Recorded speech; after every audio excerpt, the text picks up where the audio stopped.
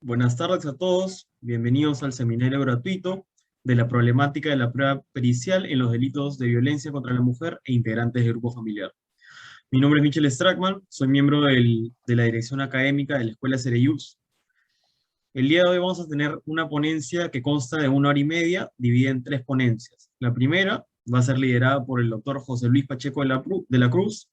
La siguiente ponencia va a estar a cargo de la doctora Andrea Arrunatey y finalmente el doctor Peña Cabrera, que hará la tercera ponencia. Cada una va a durar un aproximado de 30 minutos, de 6 a 6 y media, a 6 y media a 7 y de 7 a 7 y media.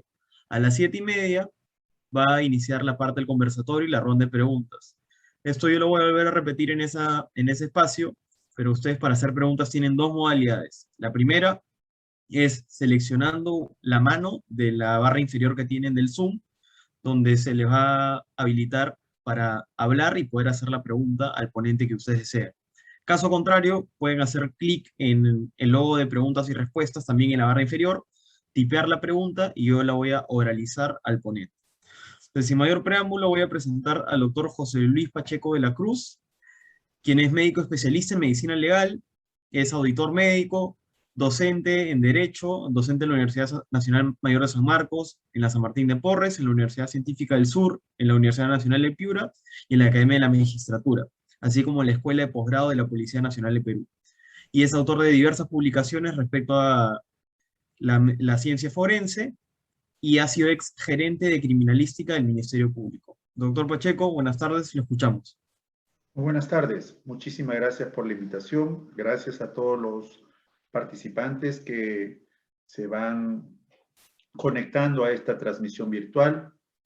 Gracias a la prestigiosa institución académica que ha tenido a bien a poner en esta mesa de debate y sobre todo a esta mesa constructiva del punto de vista académico los temas de la violencia contra la mujer y los integrantes del grupo familiar. Para ello, pues hay diferentes abordajes, dependiendo de ya sea el proceso o del tipo de violencia que se va a tener en consideración. Si nos basamos en las normas legales vigentes en nuestro país, quiere decir, en base a la ley 30.364, vigente desde noviembre del año 2015 y cuyo reglamento también entra en vigencia en julio del año siguiente, pues ya tenemos diferentes encargaturas a las instituciones del Estado para que de manera multidisciplinaria e intersectorial puedan realizar este tipo de abordaje. Entenderán que toda ley pues nos va a mostrar los principios rectores de actuación y es por eso que si ustedes tendrían a la vista la ley como tal, ubicarían el numeral 4, donde se establece el principio de intervención inmediata y oportuna. De acuerdo a este principio, ya se están dejando de lado algunos paradigmas que teníamos en el abordaje de este problema de salud pública. La violencia familiar, antiguamente pues llamada también violencia doméstica, es ya considerada un problema de salud pública. Entonces, si ustedes revisan la ley, van a ubicar que hay principios rectores. Uno de estos principios rectores es el principio, vuelvo a repetir, de intervención inmediata y oportuna. De acuerdo a este principio, ya no solo la policía es la única institución que podría recibir a las personas que refieren ser víctimas de violencia. Ahora también se suman los operadores de justicia, tal como se exponen en este principio de la ley. Nos estamos refiriendo a fiscalías o juzgados especializados en estos temas, en violencia contra las mujeres integrantes del grupo familiar. También aquí se suma otro órgano del Estado, que es el Ministerio de la Mujer y Poblaciones Vulnerables. Ustedes tienen conocimiento de que hay órganos específicos o unidades especializadas como el SEM, que también día a día va a recibir a estas personas que refieren ser víctimas de violencia contra las mujeres integrantes del grupo familiar. Sin embargo, el tema del día de hoy pues es la problemática que hay en este tipo de abordaje. Una, del punto de vista médico-legal, pues es de acuerdo a la percepción muy equivocada que se podría tener respecto a la atención que se realizan a estas personas. Si me permiten, por favor, ¿podría compartir alguna diapositiva o es que solo vamos a tener opción de hacer un conversatorio. Me indican, por favor, si es que Sí, puedo claro, compartir doctor. alguna diapositiva. Sí, le habilito el Muchas anfitrionato para que gracias. usted pueda compartir. Ahora sí, Muchas gracias. listo. Me confirman si ya están observando la diapositiva que he preparado para ustedes, para estos 30 minutos. Ya se puede ver, doctor. Muy bien, entonces miren, si tenemos esta temática de la problemática de la prueba pericial en este tipo de delitos, vamos a definir lo siguiente, que hay muchas instituciones que, vuelvo a repetir, dan una atención a estas personas. Una de ellas es el Instituto de Medicina Legal y Ciencias Forenses, que es parte del Ministerio Público. Vamos a poner un ejemplo bastante práctico. Si una mujer refiere ser agredida físicamente por su conviviente, probablemente ella va a pensar que la única institución que la puede recibir es la Policía Nacional del Perú. Entonces se va a trasladar a una comisaría. Ella debería, como cualquier miembro de la sociedad, también saber que hay otras instituciones que pueden recibir a estas personas. Ya las mencioné. Esta persona, una vez que llega a la comisaría, va a narrar lo sucedido. Y entonces aquí viene una de las problemáticas que felizmente ya no podríamos decir que es un problema, sino que ya se ha solucionado justamente con esta ley. Me estoy refiriendo a la ley 30.364, que es la custodia y protección que se le da a la persona desde que llega al lugar a comunicar el hecho. Vamos a hacer una comparación. Antes, si una mujer refería ser víctima de agresión física, probablemente escuchaban la versión de la mujer en la comisaría o en cualquier otra institución y entregaban un oficio para que la señora vaya sola a el examen médico legal. Probablemente lo hayan escuchado ustedes. Ahora ya no. Ahora, desde que se comunica el hecho, o incluso también, de acuerdo, como ustedes están viendo aquí, miren, de acuerdo a este principio rector número 4, principio de intervención inmediata y oportuna, no solamente puede ir la persona a una comisaría o, ya saben, a las fiscalías o juzgados de turno, especializados en estos temas, ante el hecho consumado, ante la agresión. También podría acudir ante la amenaza de violencia, literalmente está en este principio. Y como ustedes están viendo, la intervención debe ser rápida, inmediata.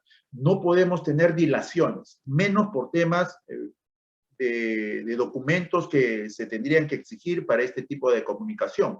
Estoy refiriendo, por ejemplo, a pedirle a la señora en una institución que muestre su DNI para realizar la denuncia. No, no, aquí evitemos estos procedimientos, digamos, formales para la atención, que podría retrasar la intervención de esta persona. Entonces, ustedes están viendo en el último párrafo de este principio que se le debe de otorgar una protección prevista por ley.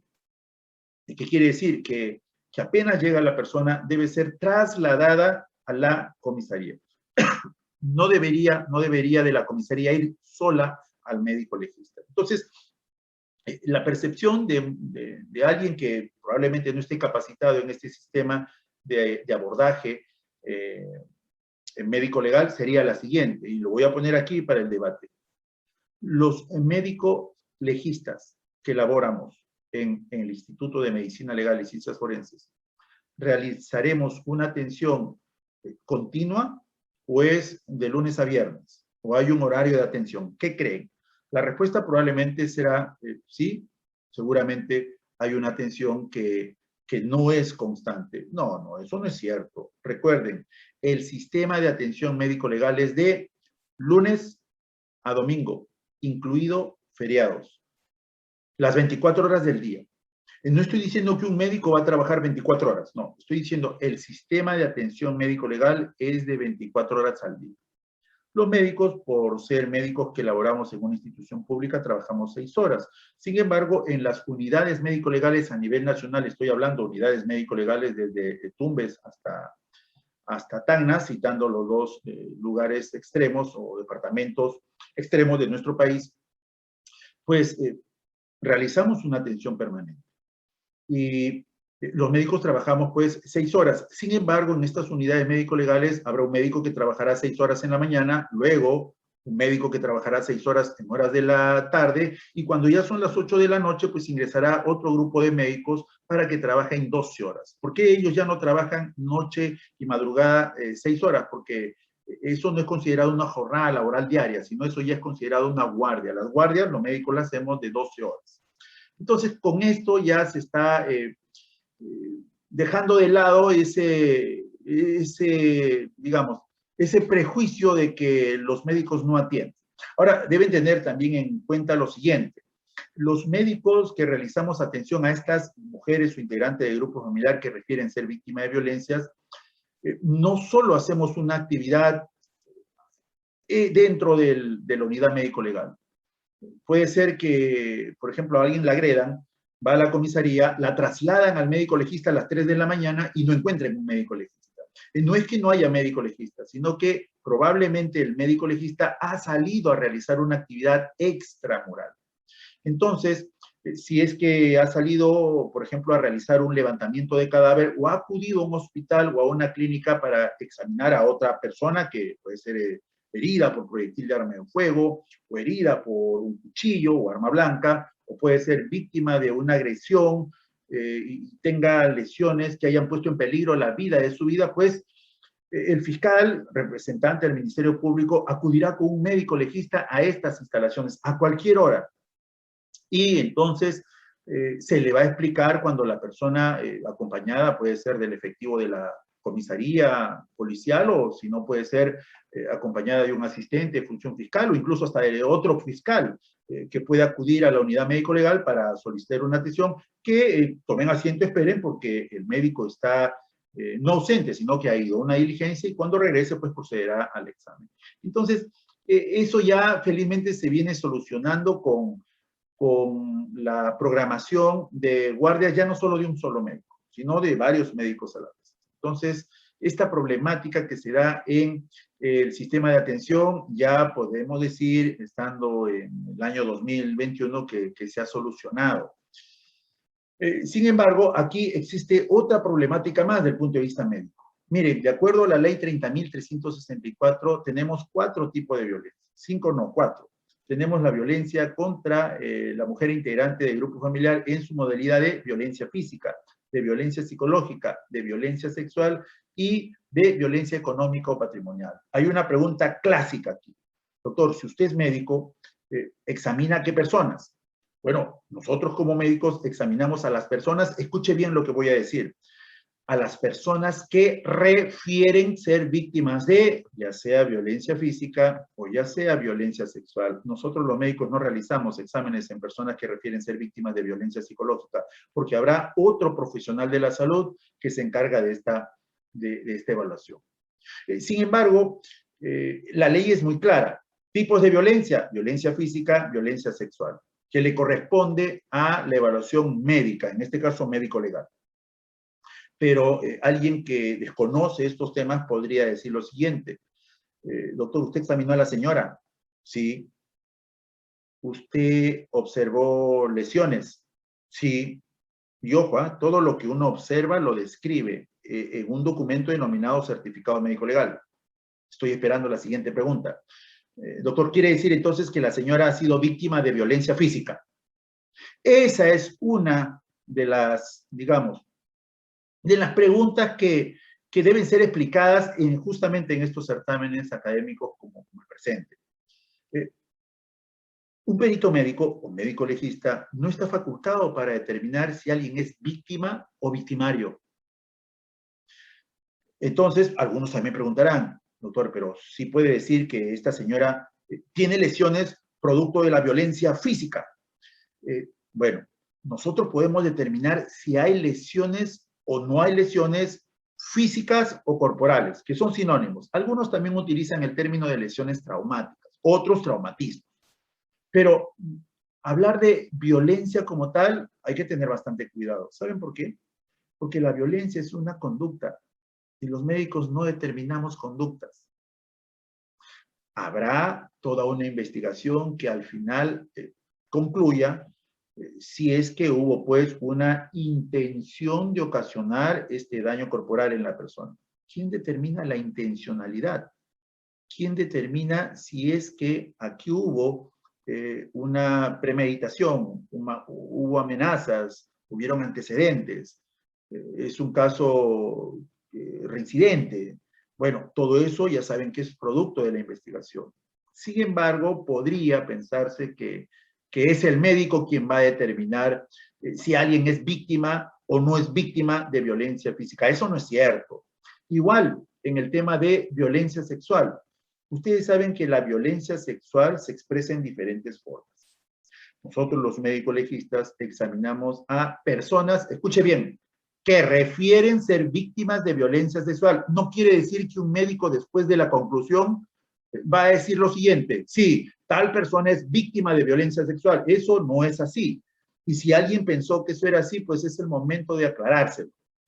Nosotros determinamos si hay lesiones corporales.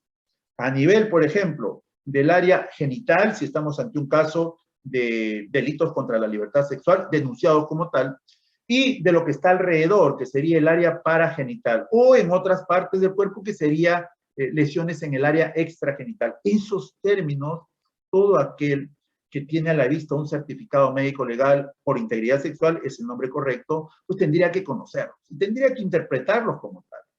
Entonces, una de las problemáticas que vamos aquí a, espero tener algunas preguntas relacionadas a esta, pues es si es que el médico va a determinar quién es víctima o quién no lo es. Eso no es así. Asimismo, el médico va a describir una lesión corporal o lesión física o lesión traumática, pero no solamente decir pues que tiene moretón, sino que fácil sería la medicina, ¿no? No, los médicos no hacemos eso.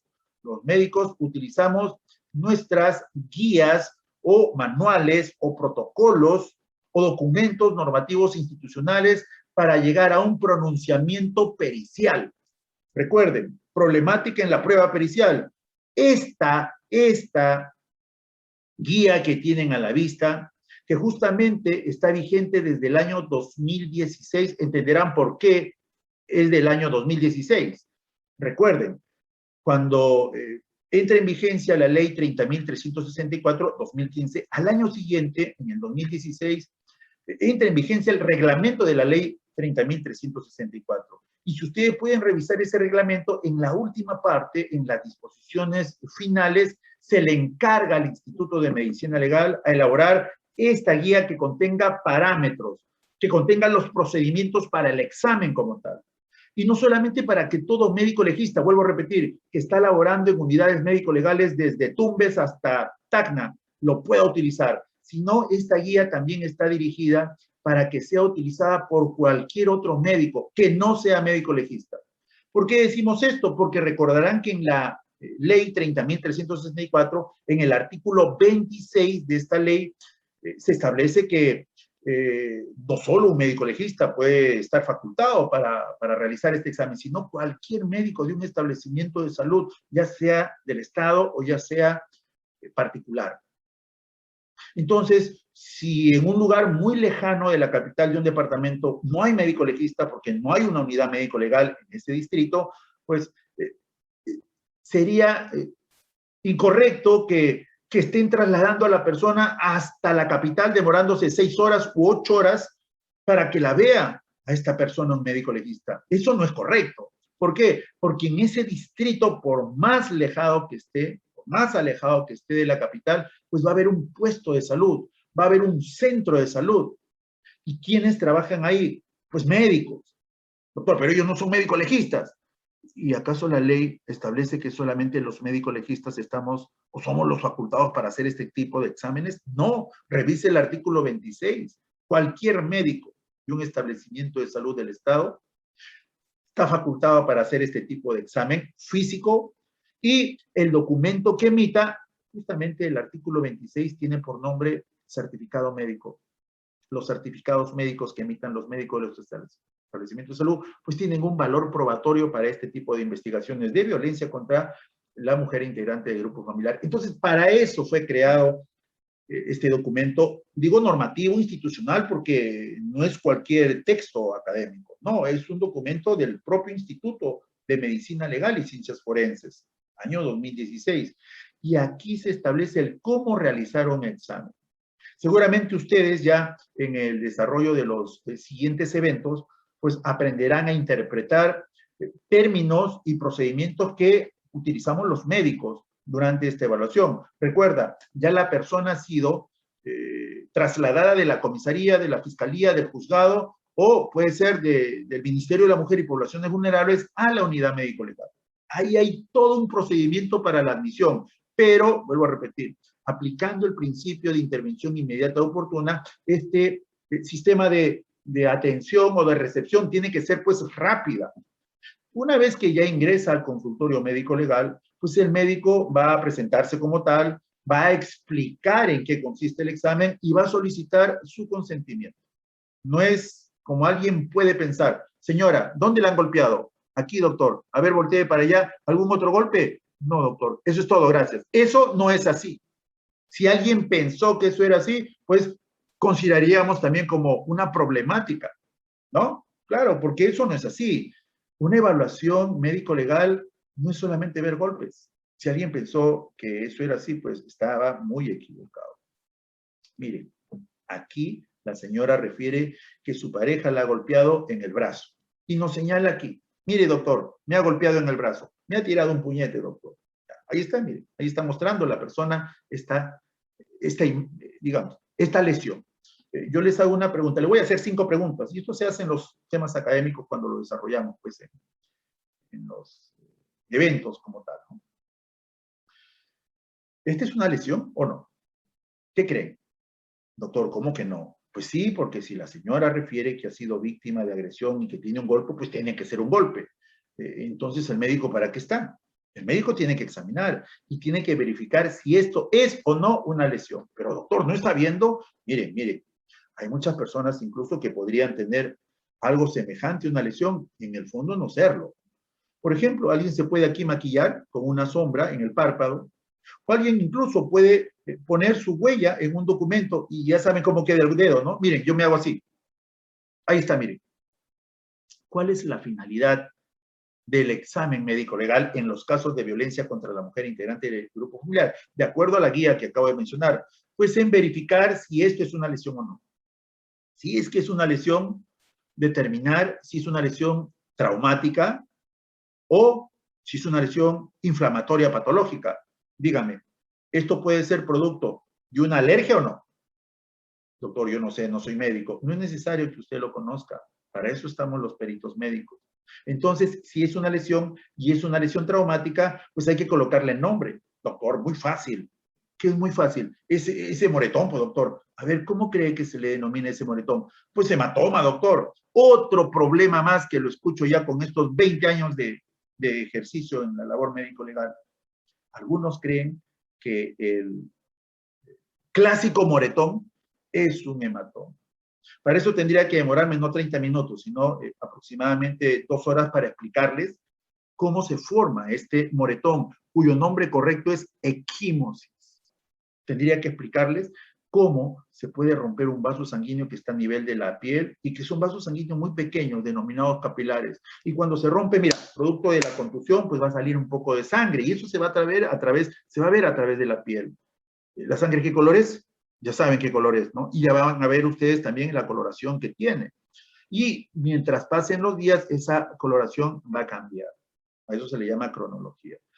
Tengo que describir, aparte del nombre correcto de esta lesión, pues la forma de la lesión. Díganme, ¿esto es por palo? ¿Esto es por correa? ¿Esto es por presión de dedos? Las equimosis muchas veces dejan dibujadas las formas de los instrumentos o elementos que se utilizaron para la agresión. ¿Ven? Entonces, también hay que hacer una medición como tal, y para eso utilizamos centímetros, ¿no? Hay que medir el área, por ejemplo, 3 por 5 centímetros. Otro problema más que uno escucha, y lo escucha con bastante respeto, ¿eh? Porque no exigiría que alguien que no sea médico, pues, probablemente de una interpretación correcta, pero justamente para esto sirven estos sistemas de capacitación. Mire, doctor, ya tengo aquí ese certificado médico legal que usted habla. Sí, yo sé, doctor, cuénteme, ¿qué es lo que sabe? Doctor, aquí en este certificado médico legal, bueno, yo no entiendo lo que dice aquí, doctor, porque son puros términos médicos. Dice equimosis, no sé qué será. Dice de color violácea, yo pensaba que era morado. ¿Se dan cuenta? Alguien que desconoce los términos de este documento que tiene un valor probatorio y puede constituir una prueba pericial, ya saben que el que determina qué es prueba y qué no es prueba, ya saben quién es, no es el médico. Doctor, yo me voy a evitar estar leyendo todo, mira, además son 2, 3 hojas, doctor, yo no entiendo esto. Pero lo que sí entiendo es estos numeritos, doctor, que están en la parte inferior. A ver, cuéntame, ¿qué has entendido? Mira, acá dice, mira, doctora, acá dice, resultado, conclusión, dice 1 por 3.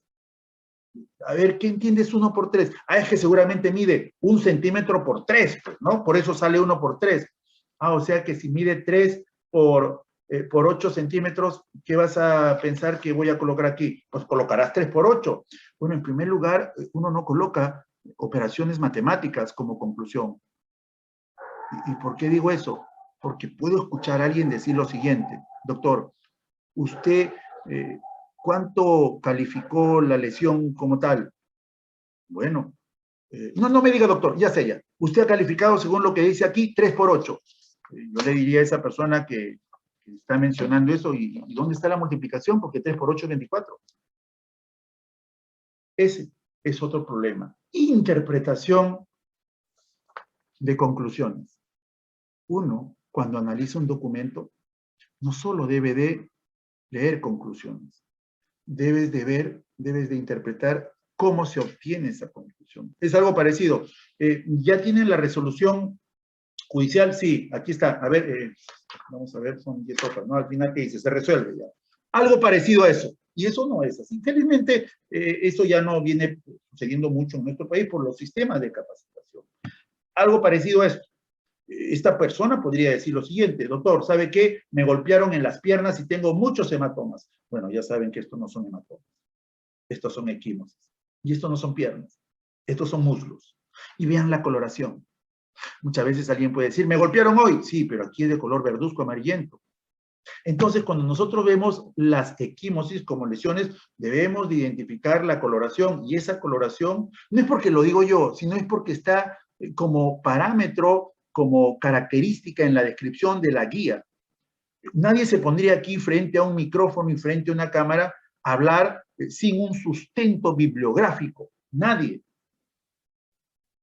Todo esto está en la guía. Todas son fotos de la guía, por eso me atrevo a mostrarlas. ¿Me pueden decir, viendo esta equimosis, es la misma equimosis, solo que ha sido fotografiada en días diferentes? Entenderán por qué una es roja, entenderán por qué otra es violácea y por qué la siguiente imagen es, pues, media amarillenta, ¿no? ¿Por qué? Porque la cronología va de la mano con la coloración. Ahora, ¿alguien me puede decir si esto es por palo, por correa, por cadenas que le han tirado, o es por dedo, o es por presión de dedo? ¿Se dan cuenta? Entonces, cuando hay este tipo de lesiones figuradas, hay que describir correctamente esta, digamos, semiología médico-legal. No es solamente decir, mira, doctor, tiene un moretón en la cara. No, eso no es así. Si alguien pensó que eso era así, no, no lo es. Esto también es algo que uno escucha frecuentemente cuando enciende, por ejemplo, el televisor. Miren, tiene un hematoma en el ojo. Bueno, yo estoy viendo que el ojo no tiene ninguna lesión. Sí, pues, doctor, pero así se dice. Con el respeto que se merece el que lo dice, pues uno escucha, ¿no? ¿Ven algo en el ojo? Yo no veo nada en el ojo. Doctor, pero sí tiene hematoma. Yo no veo ningún hematoma, yo lo que veo aquí es una equimosis. Doctor, entonces, ¿qué diferencia, qué problemática podría generar el no interpretar correctamente una equimosis como este moretón, comúnmente llamado, con un hematoma? Bueno, vean, en esta guía que yo acabo de mencionar hace un momento, hay una tabla al final, hay una tabla de valoración donde se ponen los parámetros de la calificación. En una columna, como ustedes están viendo, están todas las lesiones. Pueden subrayar la equimosis como tal. Ahí está, mira. Yo me adelanté, ahí está la equimosis. Y vean aquí respecto a la ponderación de los días, ya sea de asistencia facultativa o de descanso o incapacidad médico-legal. Son 2 cifras. No se multiplican, por favor. Doctor, ahí dice 2. Sí, en el otro dice 6. Sí, entonces 2 por 6, ¿no? No, porque 2 por 6 sería 12. Y aquel que ve la parte penal pues sabe muy bien cómo va a relacionar este sistema de valoración cuantitativa, porque también hay una valoración cualitativa, este sistema de valoración cuantitativa con los artículos de los tipos penales que están establecidos en nuestro ordenamiento jurídico penal, ¿no? Yo les pregunto, a ver, esto que está aquí en este joven, ¿es una lesión grave o no? ¿Qué creen? Claro, doctor, mire, el ojo está hinchado, está morado. Bueno, en primer lugar, un perito médico jamás va a determinar si esta es una lesión grave o no. ¿Cómo que no, doctor? Pues usted es el médico. Sí, pues, pero la lesión grave es un tipo penal y los peritos no emitimos ningún juicio de valor, ni siquiera personal, menos jurídico, respecto a un tipo penal. Eso que quede claro. Habrá un responsable durante la investigación y probablemente durante la emisión de la sentencia respectiva que va a establecer el tipo penal como tal. Entonces, uno de los criterios que se utilizan, uno de los presupuestos para determinar si es una lesión grave, artículo 121, o lesión leve, artículo 122 del Código Penal, o este nuevo tipo penal, que es el, bueno, no tan nuevo, el de agresiones contra la mujer y su integrante del grupo familiar, artículo 122b, va a utilizar mucho este sistema de ponderación. Entonces, tengan en cuenta eso. Y, ojo, aquí son parámetros. No es que alguien me puede decir, doctor, sí, dime, tengo aquí, ya asistí a su clase, doctor. Aquí decía equimosis. Claro, acá dice equimosis. Y la conclusión, está mal, doctor. ¿Por qué dices que está mal? Porque han puesto 5 días, doctor. Claro. Y usted me enseñó que eran 6. Yo en ningún momento he dicho que han sido 6 y que debe ser calificado con 6. Yo he dicho, debe ser calificado de 2 a 6 días de descanso o incapacidad. Doctor, le han puesto 10. Eso se cuestiona. ¿Por qué? Porque se debió calificar hasta 6, no más de 6. Estoy hablando si tiene solo un equimosis. Espero que se haya entendido eso. Máximo 6 por tener un equimosis. Vuelvo a repetir, estoy refiriéndome si la persona solo muestra una lesión como una equimosis y no hay otra lesión aparte. Esa es una valoración cuantitativa, sí, pero yo puedo también aquí utilizar una valoración cualitativa. Por ejemplo, mira, esta señora refiere, doctor, mi esposo me ha querido matar. ¿Cómo fue esto? Me ahorcó. Bueno, en el fondo uno tendría que decir, no es ahorcar, sino es estrangular. Con las manos no se ahorca, sino se estrangula. Entonces uno va a encontrar equimosis en forma de dedo aquí en la parte anterior o parte lateral del cuello. Sí, yo puedo calificar 3, 4 días de incapacidad o descanso médico legal. Sí, eso es en lo cuantitativo. Yo les pregunto, ¿hubo aquí una presión y también hubo una obstrucción del pasaje de oxígeno o no? Sí, ¿se puso en peligro la vida o no de la persona ante este estrangulamiento manual? ¿Sí o no? Sí. Eso también es parte de la evaluación del médico legista. ¿Ya ven? No es solamente ver numeritos, si alguien pensó que eso era así. Y muchos me preguntarán, doctor, pero si ese es un moretón. Sí, y ya sé que es una equimosis. Sí, ya sé que no le voy a llamar hematoma, doctor, a todos los moretones. Sí, pero ¿no tiene por ahí una imagen de un hematoma? Claro que sí, ahí está, miren. Ese es un hematoma. Si no lo sabía, ahora lo sabe. El hematoma no se produce por la ruptura de capilares que están aquí de manera superficial en la piel. El hematoma se produce por ruptura de vasos sanguíneos de gran calibre que están internamente. Están profundamente, digamos. Los vasos sanguíneos que están profundamente tienen un mayor diámetro o calibre. Por lo tanto, a ver, ¿pasa más o pasa menos sangre? ¿Qué creen?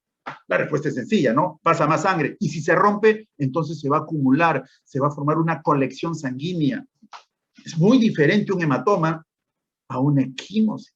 En la equimosis solamente hay una extravasación sanguínea superficial, digamos así, porque se rompen capilares. Aquí no. Aquí hay un hematoma. ¿Se dan cuenta?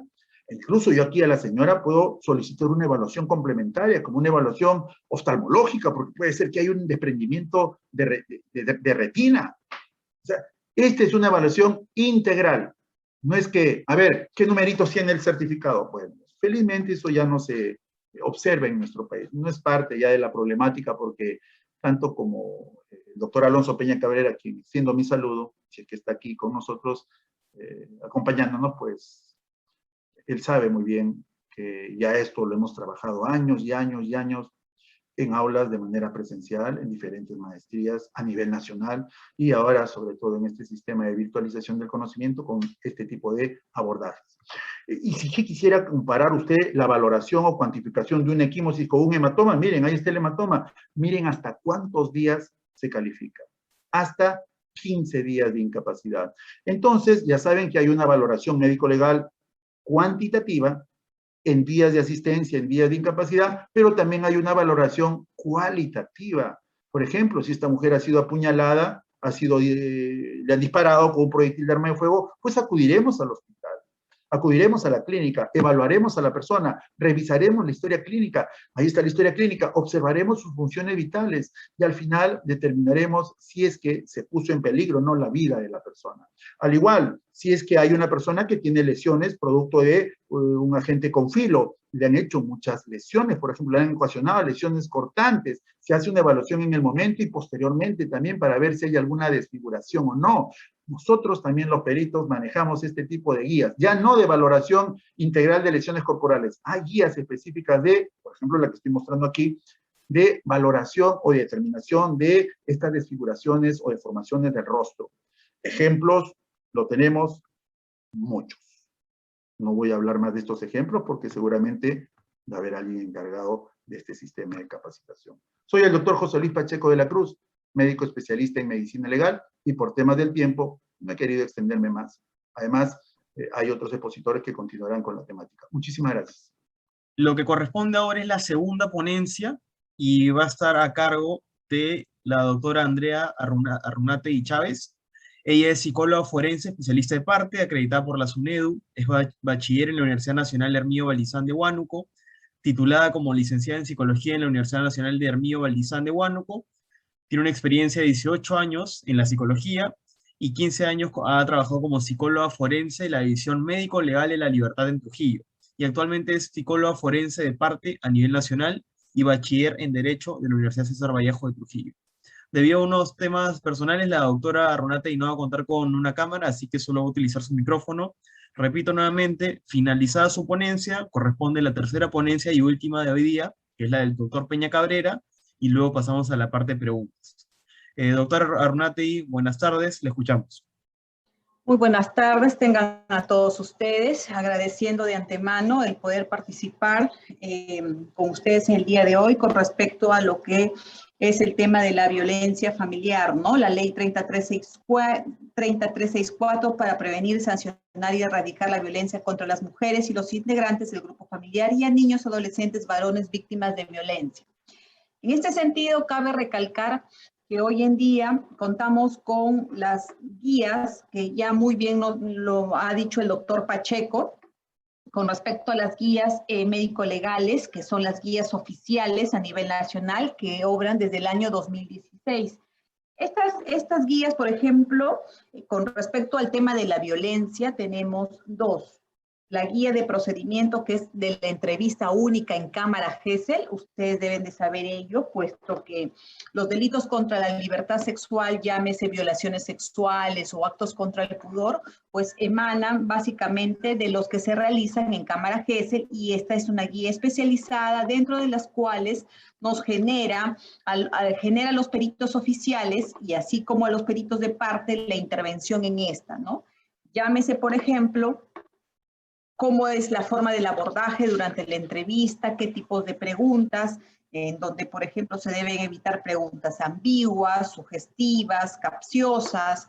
El entrevistador, en este caso el psicólogo, no debe sugerir el nombre, sobrenombre o apellido del investigado durante o después de la entrevista, salvo que la menor examinada lo mencione. Asimismo, antes de iniciar una entrevista en cámara GESEL, esta se debe de abordar con la empatía correspondiente para lograr la espontaneidad del menor que venga a exponer su problema de delito contra la libertad sexual, ¿no? ¿Qué es lo que mayormente vemos durante las entrevistas que se realizan, ¿no? Vemos la sugerencia, la inducción por parte del entrevistador al menor y por lo tanto vamos a tener un sesgo al momento de la evacuación de la información por parte de la presunta víctima. Entonces, ojo con esto, ¿no? Para poder evitar. Es más, la propia guía en la página 27 dice que dentro de las recomendaciones está evitar preguntas ambiguas, sugestivas o capciosas. Ahora, con la nueva ley 3364 es potestad del Ministerio Público también que los delitos por violencia familiar pasen también por por Cámara GESEL. Es potestad del Ministerio Público, ¿no? En este sentido, solamente se tendría que ver cuál es la, digamos, intervención del Ministerio Público frente a este tipo de hechos, ¿no? Que en su mayoría no son llevadas a cabo en Cámara GESEL cuando se trata de violencia familiar, excepto cuando hay un tema de feminicidio, ¿no? Ahora, tenemos la otra guía, que es la guía de evaluación psicológica forense en casos de violencia contra las mujeres y los integrantes del grupo familiar en otros casos de violencia, que es una guía al cual los peritos se realizan las evaluaciones en los consultorios, llámese a violencia psicológica, violencia sexual, violencia de patrimonio, dentro de las cuales también se abarca cómo se debe realizar la evaluación para tener pues un fin concreto con respecto al diagnóstico. ¿Qué es lo que jurídicamente valida, en este caso los juristas, ¿no? Cuando hay este tipo de delitos, llámese violencia familiar, sexual, ¿no? Los diferentes tipos de violencia. Según el Código Procesal Penal es de que haya una afectación cognitiva conductual, es decir, el perito psicólogo va a determinar a través de su diagnóstico si esta persona está afectada o no está afectada. Ahora, el solo hecho de hacer una referencia, una presunta víctima que ha sido, por ejemplo, para tener un caso práctico, venga una persona N y refiera al perito y diga, sí, mi esposo me pegó o me insultó, me dijo tal por cual, esto ha ocurrido en mérito a que yo le he pedido dinero para el diario y él no me ha querido dar y ha venido mareado y me ha insultado y por lo tanto yo no voy a tolerar esta situación, motivos por los cuales esta pues es por eso la denuncia. No solo basta para el perito la mera referencia, porque nos hemos chocado con muchas meras referencias por parte de presuntas víctimas a la hora de hacer las evaluaciones, principalmente cuando hay temas de infidelidad, son las que mayormente proporcionan este tipo de, digamos, de denuncias con el contexto de la violencia psicológica. Entonces, el perito, ¿a qué debería de concretizar esta situación? En primer momento, no solamente de la referencia o del relato, sino el protocolo de pericia psicológica tiene varias partes. Dentro de ella tenemos, por ejemplo, la historia personal. ¿Qué abarca la historia personal? La historia personal abarca la etapa de su niñez, la etapa de su adolescencia, trabajo, educación, enfermedades, operaciones, etcétera. Ustedes dirán, ¿pero qué proporción de información tiene esta? Pues definitivamente abarca información que es de interés forense, puesto que el desarrollo de estas áreas, como por ejemplo el área laboral, desencadenaría, por ejemplo, información que requeriríamos los psicólogos para determinar si hay algún tipo de afectación consecuente al hecho de la violencia, ¿no? Se asume que el hecho de la violencia afecta tu estado personal, social, laboral, educacional. De por ende, vamos a tener a una persona ya con una hipótesis de que sea una presunta víctima. Además de ello, contamos con la historia familiar dentro del personal, del área del protocolo de pericia, que abarca, por ejemplo, el nombre del padre, madre, hijos, dinámica familiar, cómo se ha llevado con el esposo, ¿no? Y ahí, por ejemplo, tenemos información enriquecedora para, digamos, concretizar la hipótesis de inicio con respecto a si esta persona es, digamos, realmente una presunta víctima, además de la utilización de instrumentos o técnicas psicológicas, en este caso la aplicación o test psicológicos que van a devenir con respecto a la víctima y a hipotetizar y a concretizar y a homogeneidad, por ejemplo, si ésta realmente dice lo que realmente le ha acontecido y si esto le ha permitido a ella no, digamos, desarrollarse dentro de todos los parámetros que una persona se desarrolla. Entonces, por ello es importante el protocolo de pericia psicológica para la determinación de los indicadores de afectación psicológica cognitiva conductual. entendiéndose que el perito está para ver, como dijo el doctor que me antecedía, el doctor Pacheco, ¿no? No para determinar la responsabilidad del investigado, del imputado. Esa no es tarea del perito. La tarea del perito es, de manera concreta, determinar si existe o no existe afectación en caso de los psicólogos, ¿no? ¿Existe o no existe afectación? Ya la parte de la investigación, en este caso por parte del Ministerio Público, recaerá la responsabilidad o no del investigado, ¿no? Para que pueda determinar la imputación correspondiente. Pero la labor principal del perito en todo tipo de evaluación psicológica es la determinación de indicadores de afectación. Eso es bastante primordial en la labor pericial. Ahora, entendamos también que dentro de la labor pericial tenemos múltiples factores, ¿no? Que van a desencadenar pues fallidos y erróneas intervenciones, como por ejemplo teniendo estas guías que son netamente oficiales y que a su vez ahora el CEN, el Centro de Emergencia Mujer, también cuenta con guía y que también sus protocolos de pericia son medios de prueba, deben pues lógicamente estar dentro de lo que especifica cada una de estas guías, ¿no? Ahora, por ejemplo, dentro de la división médico-legal a nivel nacional solamente contamos, por ejemplo, con guías para la víctima, ¿no? Para la intervención a las víctimas, para la determinación de sus, digamos, de sus afectaciones en caso de darse. Pero no se cuenta con una guía, por ejemplo, para la realización de la evaluación de agresores sexuales o de algún tipo de agresor por violencia, ¿no? Es la limitación que se tiene al respecto y se hace una evaluación netamente pericial teniendo en cuenta el tipo de personalidad, pero no se cuenta con algún tipo de guía específica para algún tipo de agresor, dando respuesta a una pregunta de aquí del chat, ¿no?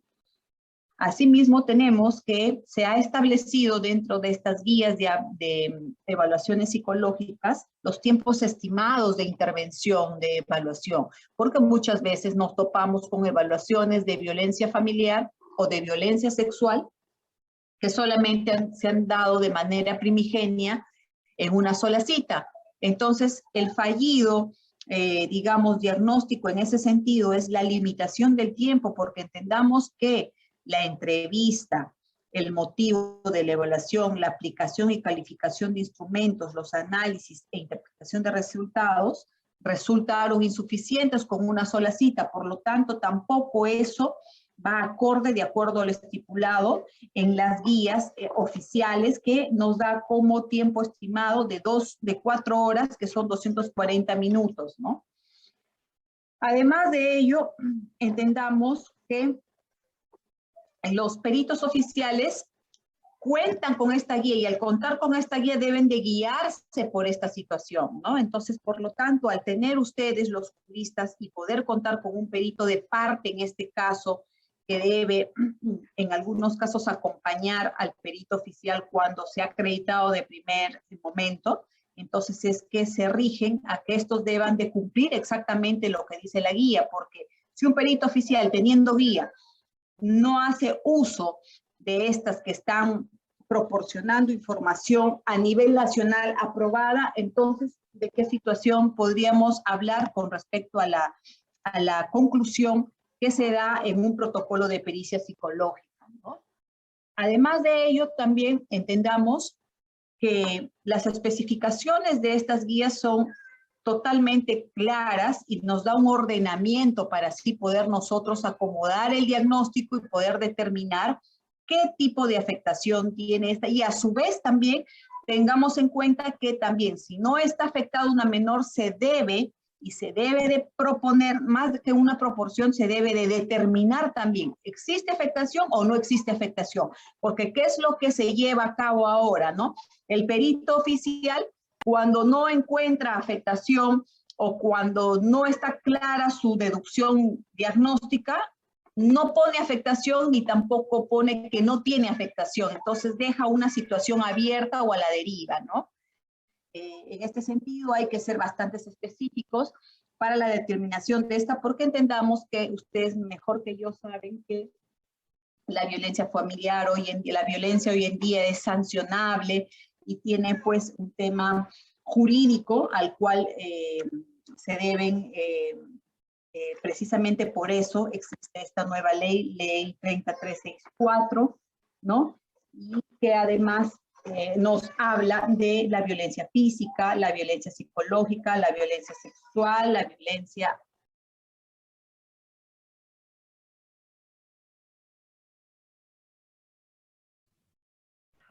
Doctora, me parece que apagó su micrófono.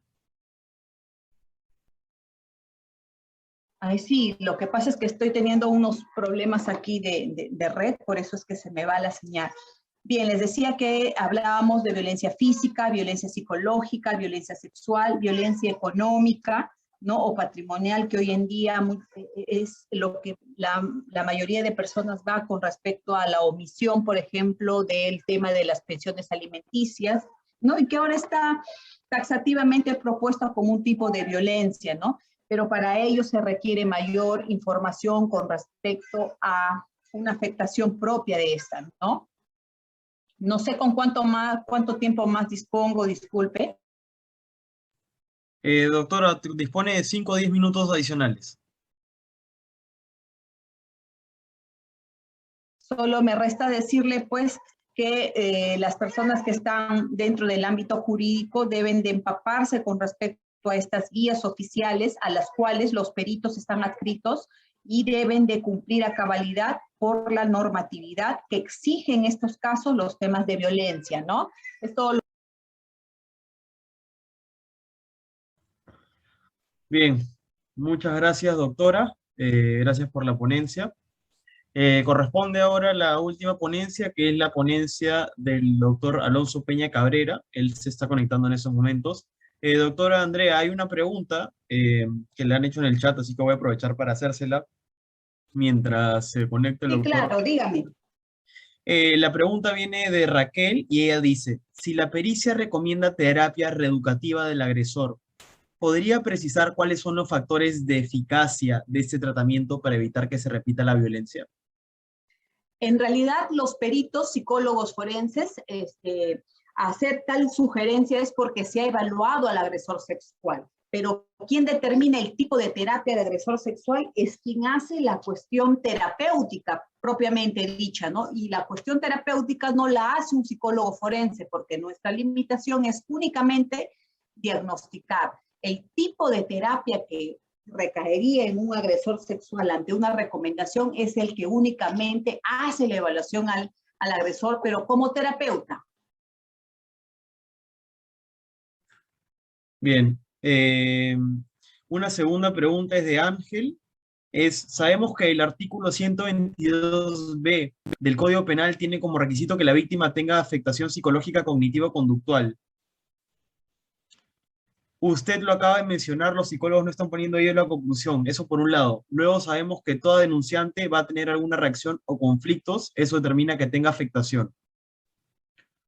Bien, hay que diferenciar que una reacción situacional o un diagnóstico reactivo no es compatible a un tema de afectación cognitivo-conductual. ¿Por qué? Porque la afectación cognitivo-conductual tiene que ver con la reiterancia, con la frecuencia y con el tipo de violencia, ¿no? A diferencia de una cuestión reactiva. Por ejemplo, si una pareja de cónyuges tiene una discusión y ésta se siente ofendida, entonces va a hacer una denuncia, por ende vamos a encontrar una ansiedad o una depresión reactiva, pero ello no es compatible con una afectación cognitiva conductual, ¿no? Esa es la diferencia. Bien, gracias. Gracias a todos por la pregunta, gracias doctora por las respuestas. Procedemos ahora a la tercera ponencia, justo el doctor Alonso Peña Cabrera Freire ya se acaba de conectar. Doctor, buenas noches, lo escuchamos. A hacer una prueba de imagen, ¿se ve bien? A ver el sonido, si está bien. A ver, ahora sí. Perfecto. ¿Escucha? Sí, excelente, Bien. doctor. ¿Qué tal? Buenas noches. Bueno, Buenas noches. esta es la tercera ponencia, como le hemos indicado al inicio, dura de aproximadamente 30 minutos y finalmente vamos al espacio de las preguntas y ahí finalmente yo repito nuevamente las instrucciones para las preguntas. Así que sin más preámbulo, al doctor Alonso Raúl Peña Cabrera Freire, profesor de la Universidad de la maestría en las Ciencias Penales de la Universidad Nacional Mayor de San Marcos, docente de la Academia de la Magistratura, ex fiscal superior. Doctor, buenas noches, lo escuchamos. Buenas noches, Michael. Gracias a todos ustedes, gracias a Escuela Garantista, Cerejus y a todo lo que significa esto de este webinar, de esta suerte, que más que todo un conversatorio donde podemos dar ciertas apreciaciones, ciertos argumentos a los cuales podemos estar no de todo en desacuerdo, ¿no? Realmente cuando conversaba y coordinamos con nuestros amables organizadores, decía, bueno, no soy propiamente yo un perito diestro o versado en la psicología o en la medicina legal, como es el doctor Pacheco y el doctor Andrea, sino más llevado al ámbito de la juridicidad, ¿no? Dentro del ámbito de la teoría del delito, del derecho penal y llevado a esto a campo del derecho procesal penal. Pero de hecho, con toda esta manifestaciones delictivas, a los cuales estamos ya teniendo un espacio tan importante en los últimos tiempos en el país, hay que ir viendo de la mejor forma cómo es que tiene que entenderse o comprenderse esta semántica o esta terminología del lenguaje que se utiliza por parte del legislador en las diversas tipificaciones penales, en el que se habla del 122b, tiene bastante grado de aplicación, y lo creo que la autora Andrea hablaba de las afectaciones cognitivas, psíquicas, cognitivas o psicológica o conductual, ¿no? En los cuales debo de establecer lo siguiente, ¿no? El derecho penal tipifica conductas, comportamientos, pero no cualquier clase de comportamiento, solamente aquellas por acción o omisión típicas jurídico-penalmente relevantes. Y algo muy interesante que analizamos con algunos colegas en estos casos, ¿no? Se habla de la afectación psicológica, cognitivo-conductual, como es el disvalor del resultado, ¿no? Entró de lo que Belzel señalaba hace muchos años, el injusto personal, disvalor de la acción y el desvalor del resultado. Acá se habla de cuál es la causación de la afectación y que tiene que estar establecido con una pericia, ¿no? Dentro de los órganos especializados de medicina legal, y a los cuales van a dar realizar a través de un protocolo, de un procedimiento muy riguroso, y a establecer un examen tanto a la presunta víctima y al presunto agresor, si es que realmente se condice finalmente con el estado de las cosas.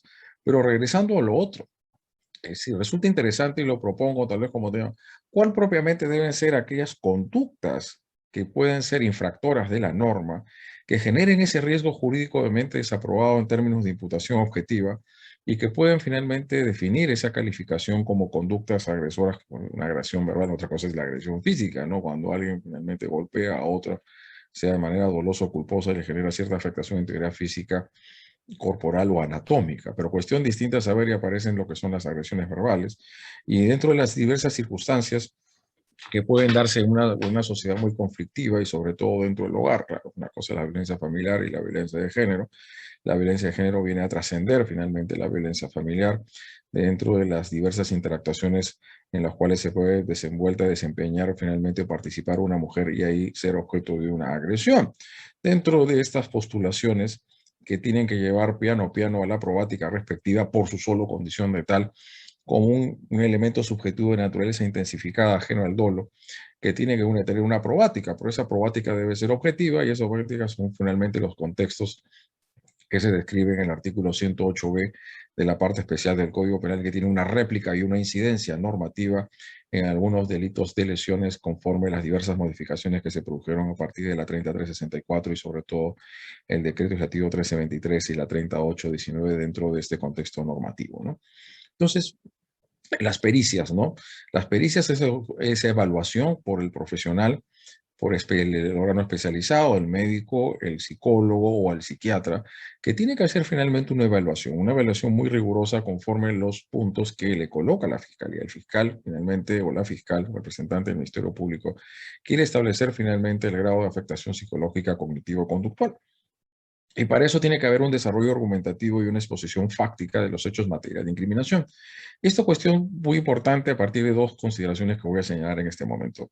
Conforme la Corte Suprema, no acuerdo propiamente en específico la numeración de la casación, y dice lo siguiente: puede haber finalmente afectación psicológica de una persona, pero no necesariamente esta afectación psicológica puede ser conducto puede ser resultado, consecuencia de la conducta infractora de la norma que se le atribuye finalmente al presunto autor de este acto luctuoso. Puede finalmente arrastrar ciertas traumas, ciertas finalmente afectaciones, producto de situaciones convivenciales o de sociabilidad con otras personas distintas al que se le presume agresor.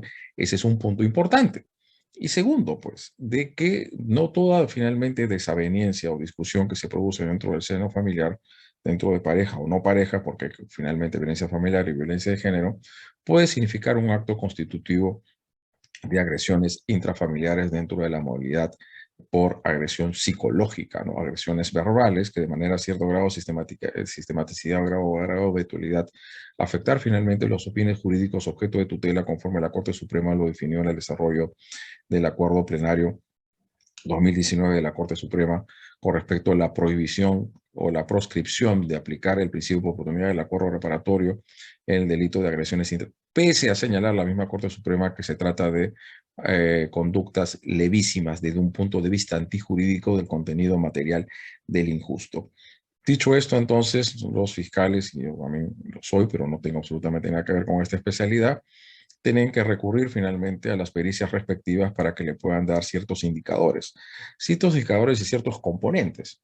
Pero y esos componentes en el ámbito de la teoría del delito deben significar lo siguiente conforme a lo que estábamos señalando, ¿no? De que las casaciones de la Corte Suprema, por un lado, de que la causación de esta, que puede arrojar finalmente daño psicológico, pero tiene que haber ese proceso de atribución, de imputación objetiva. Esto es, ese daño psicológico tiene que ser producto o consecuencia resultado de esa conducta. Y no puede ser cualquier tipo de conducta, sino una conducta realmente lesiva. Una conducta finalmente que sobrepase cierto grado del usual y lo permitido y de las de veras desavenencias o discusiones o al tipo finalmente de circunstancias que se producen finalmente en el seno familiar, y esto no puede ser objeto de penalización, como bien se dice dentro de algunos criterios jurisprudenciales que he tenido la oportunidad de observar y advertir y dar lectura, dentro de dejar cuando ingresamos a lo público y cuando únicamente nos quedamos en el ámbito de lo estrictamente de lo privado. De lo público lo llevamos a la persecución penal, lo privado obviamente que tiene que resolverse en la vía extrapenal, al margen de que puedan ser finalmente unas afectaciones tan mínimas que tenemos que llevar al ámbito de las faltas, ¿no? Dentro de esa graduación finalmente realizó el codificador, finalmente el legislador, cuando en los libros primero, segundo y tercero colocó los delitos a partir del artículo 106 de la parte especial del Código Penal y a partir del artículo 440 la parte general de las faltas, y así finalmente las faltas contra las personas humanas, finalmente las meras agresiones que no tienen mayor grado de significancia antijurídica. Y creo que esto es algo muy importante decir en un estado de las cosas donde se presenta una gran incidencia de denuncias por este tipo de delitos, ¿no? Y donde hemos señalado en las diversas exposiciones o foros a los cuales hemos tenido la oportunidad de participar e intervenir, que hay que finalmente ser lo más acucioso posible, lo más grado de rigurosidad, a efectos de dar probática a cada uno de los elementos componentes, objetivos del tipo penal en particular, que es objeto de incriminación en contra del imputado o contra de los imputados, ¿no? Y entre uno de ellos en la violencia de género es por su sola condición de tal. También hemos hecho algunas consideraciones muy interesantes si puede haber violencia de género entre una mujer y otra mujer. También hemos hecho consideraciones al respecto que debemos entender por las conductas misóginas. Y si todo ello finalmente puede ser establecido vía pericial. Y algo muy importante a decir en este Código Procesal Penal, en este modelo acusatorio que formalmente se contempla y desarrolla a través del Decreto Legislativo 957 en sus diversas articulaciones y preceptos legales, ¿no? Que el único que puede calificar jurídico-penalmente los hechos es el fiscal o la fiscal. Esto es, los peritos realmente que son designados por la autoridad competente, sea por el fiscal o por el juez, están prohibidos de lo siguiente. No pueden pronunciarse acerca de la presunta o la probable materialidad del delito y poder establecer finalmente que esta persona es el autor o el partícipe.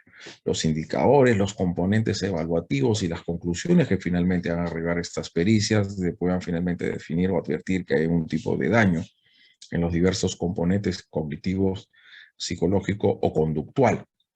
Ya lo psiquiátrico, lo psíquico, ya pues tendría que ser definido por un perito psiquiátrico, por un psiquiatra, ¿no?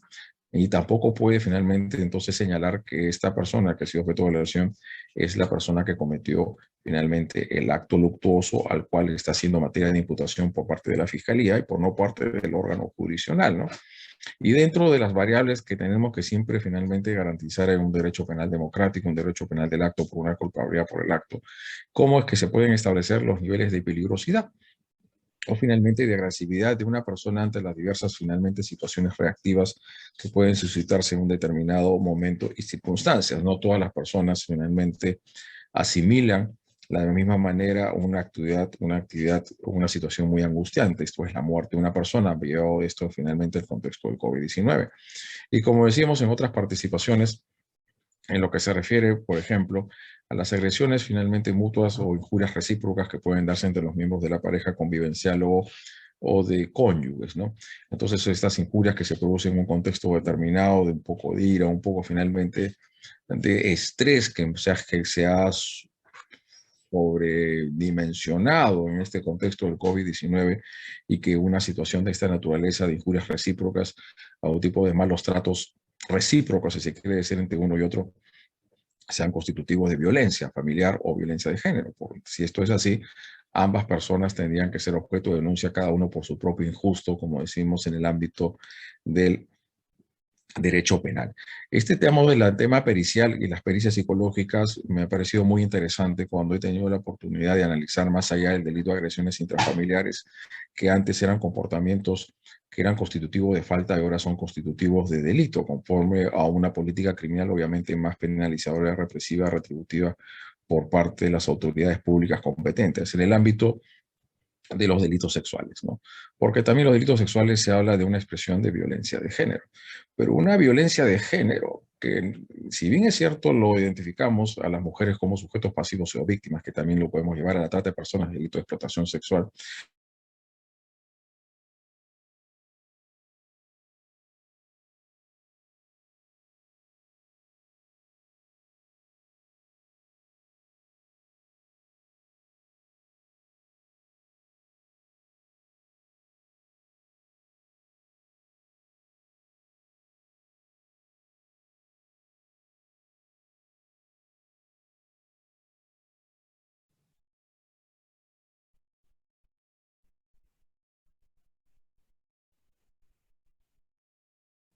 Doctor, sí, a ver, parece que el doctor está teniendo unos problemas técnicos. Déjeme coordinar con él, por favor.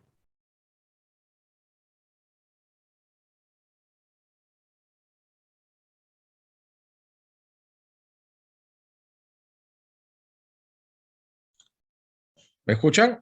Sí, ahora sí, ahora sí. No sé qué pasó, que hubo finalmente una discontinuidad, como que se cayó la red, como que se la nuevamente retomamos, entonces digamos que en estos últimos tiempos hemos hecho un análisis muy interesante. Cuando decimos violencia de género, el género solamente es femenino, o puede haber también violencia contra el género masculino.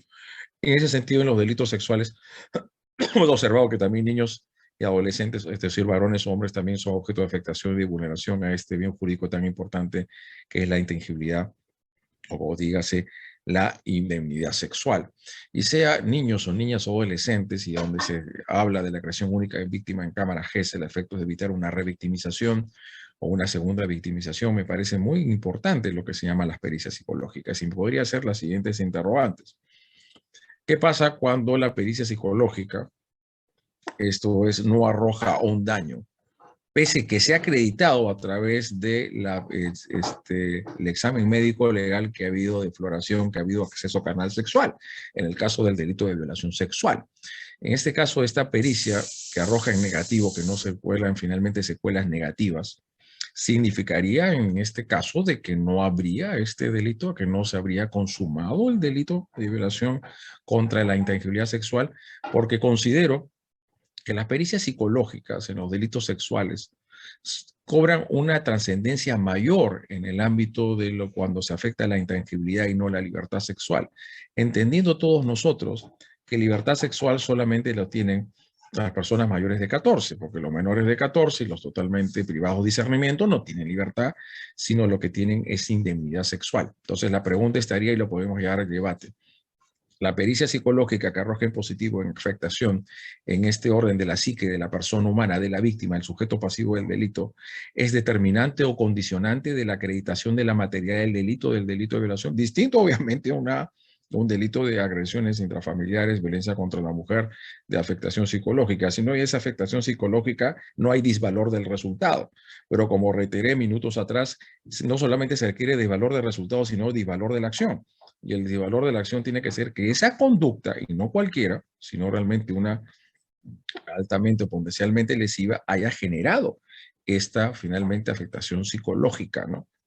Como decía finalmente la especialista que me antecedió, no necesariamente todas conductas reactivas o situaciones que producen un determinado momento de nuestras vidas en los grados de conflictividad que se pueden suscitar, finalmente haya a generar una afectación de esta naturaleza. Entonces, llevado esto al ámbito de los delitos sexuales, la pericia que arroje en negativo significaría, en este caso, de que no se ha materializado el delito contra la violación sexual o de integridad sexual máxime, cuando estamos ante una persona ya muy postimería de cerca de los 14 años y no ha habido violencia o amenaza dentro de los medios comisivos que se requieren cuando la víctima es mayor de 14, porque el mayor de 14 sí tiene libertad y en este caso no intangibilidad sexual. Entonces, dicho esto, importante, ¿no?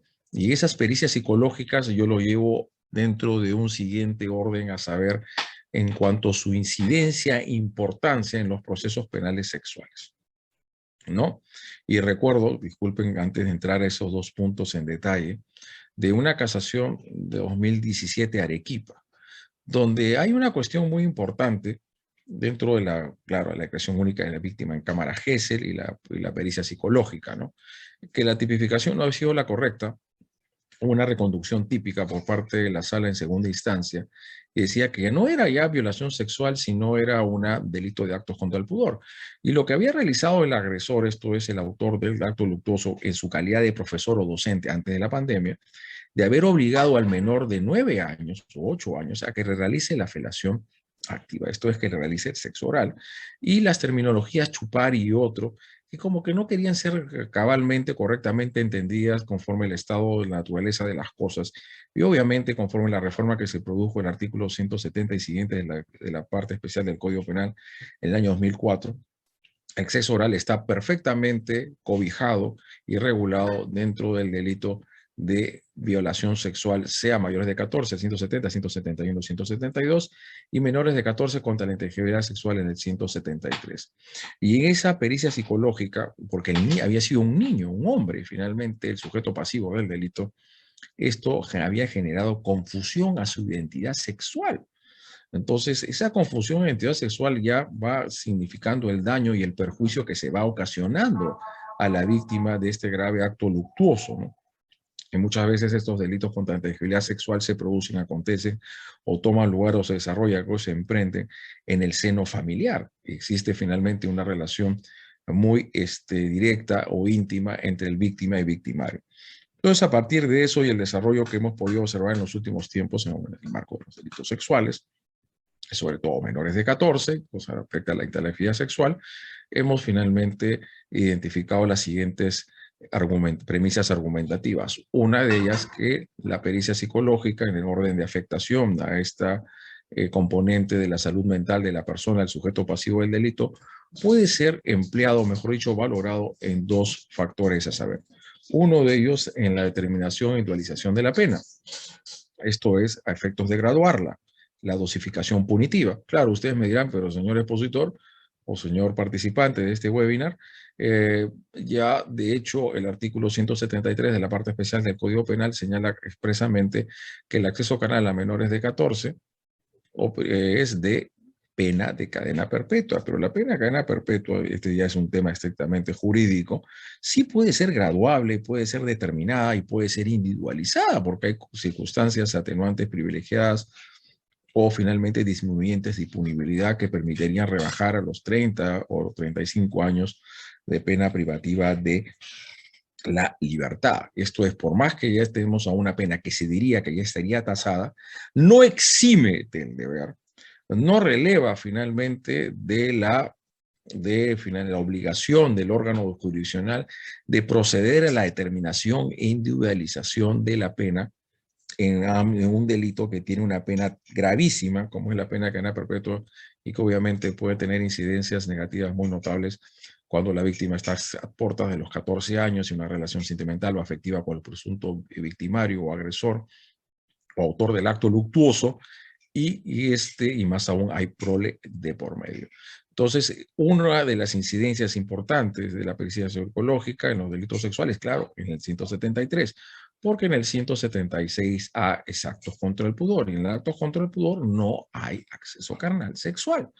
Y como no hay acceso carnal sexual y como son delitos de clandestinidad, ¿cómo nos llamamos delitos de clandestinidad?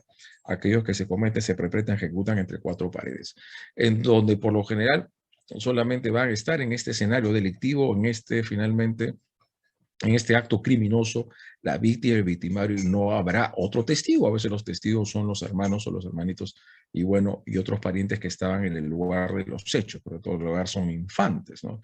Y a veces tomar sus declaraciones no es empresa fácil, ¿no?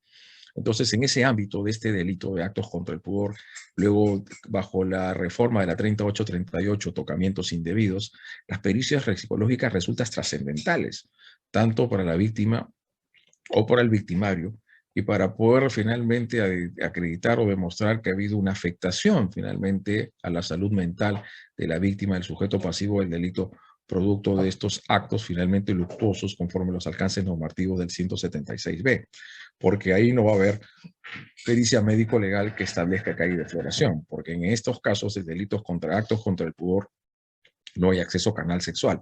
Por lo tanto, al margen de la declaración de la víctima, que es como testigo, o declaración de otros realmente personas que hayan presenciado el hecho o que hayan tenido alguna información al respecto, la pericia psicológica cobra finalmente un rol fundamental a orden de establecer la materialidad del delito. Y otra cuestión es la responsabilidad penal de esta persona. Por eso hay que ser muy reiterativo y reforzar la idea que conforme las normativas correspondientes y las cuales nosotros hemos tenido la oportunidad de revisar en los últimos tiempos, y justo lo tenía, finalmente lo tengo en una normativa que dice así al respecto, y quería finalmente compartir con ustedes, y que tengo yo esa amabilidad de haber recibido amablemente por parte del doctor Pacheco de la Cruz, que me decidió que lastimosamente yo estaba en otra actividad y no tuve la posibilidad de escuchar su ponencia, pero luego lo haré, ¿no? Un gran, finalmente, médico y que tiene una bastante experticia en su actuación, tanto académica, docente, y en el ámbito funcional en el Ministerio Público, ¿no? Conforme al artículo 178 del Código Procesal Penal, contenido del informe pericial oficial. Una cosa es el perito oficial y otra cosa es el perito de parte, pero el perito de parte también tiene que resguardar las mismas cautelas con respecto al perito oficial. Dice en el numeral segundo, ¿no? El informe pericial no puede contener juicio respecto a la responsabilidad o no responsabilidad penal del imputado en relación con el hecho delictuoso en materia del proceso. Eso es una prohibición. Los peritos no pueden pronunciarse con respecto a ello. El que no hace se está extralimitando finalmente en las funciones que la ley procesal penal le confiere o le atribuye. Había señalado entonces que el informe, la pericia psicológica, tiene un valor importante establecer finalmente o reforzar la probática, la materia del delito, muy trascendental en los delitos contra el acto contra el pudor de menores, 176, y también podría ser en el 176 contra los mayores de 14 años. Y el otro punto trascendental que puede tener incidencia finalmente en las pericias psicológicas es en la determinación del quantum de la reparación civil. Esto es, conforme mayor sea el daño que se ha producido finalmente a este componente de la salud mental de la víctima, del sujeto pasivo, esto será un criterio a tomar en cuenta por parte del juzgador y obviamente por el Ministerio Público o propiamente el agraviado constituido actor civil para determinar el quantum por concepto de reparación civil, porque tiene que tomar en cuenta el daño causado por el delito. No olvidemos que la reparación civil tiene los diversos componentes, ¿no? El lucro cesante, el daño emergente y lo que es el daño moral. Y es el daño moral el que tiene que ser debidamente y correctamente cuantificado a efectos que los órganos jurisdiccionales puedan finalmente definir una magnitud, el quantum de la reparación civil de los efectos perjudiciales causados por la comisión del delito en esta vía reparadora, ¿no? Porque el sistema punitivo en general no solamente debe apuntalar a un sistema sancionador, sino también un sistema reparador y proteccionista. Reparador, proteccionista y punitivo. Son estos triples ejes o componentes que deben darse en estos actos constitutivos de delitos de violencia familiar y violencia de género a lo que hemos hecho alusión. Por lo tanto, consideramos entonces que la pericia psicológica, y lo hemos llevado tal vez enfocado un poco más a los delitos sexuales, y nos preguntamos primero, ¿es necesario, indispensable el daño psicológico para poder dar por acreditado el delito sexual? ¿Qué pasa? Que a pesar de haberse finalmente demostrado el acceso carnal y que fue por esta persona, por el imputado, ya acusado en el ámbito del juicio oral público contradictorio bajo inmediación judicial y no arroje daño psicológico. ¿Qué pasa con ello? Los otros dos puntos, ¿no? Que habiendo arrojado la afectación psicológica, pueda finalmente ser un punto de valoración, de análisis por parte del juzgador y obviamente por las partes, a fin de graduar la determinación y dualización de la pena y también a efectos de fijar el quantum por concepto de reparación civil ex delicto. Entonces considero, y soy obviamente de la posición, no soy propiamente un especialista, soy más llevado al campo jurídico, que las pericias constituyen una pieza motor y fundamental para la construcción de la teoría del caso de la Fiscalía y también para la propia defensa, porque la defensa puede llevar su pericia de parte.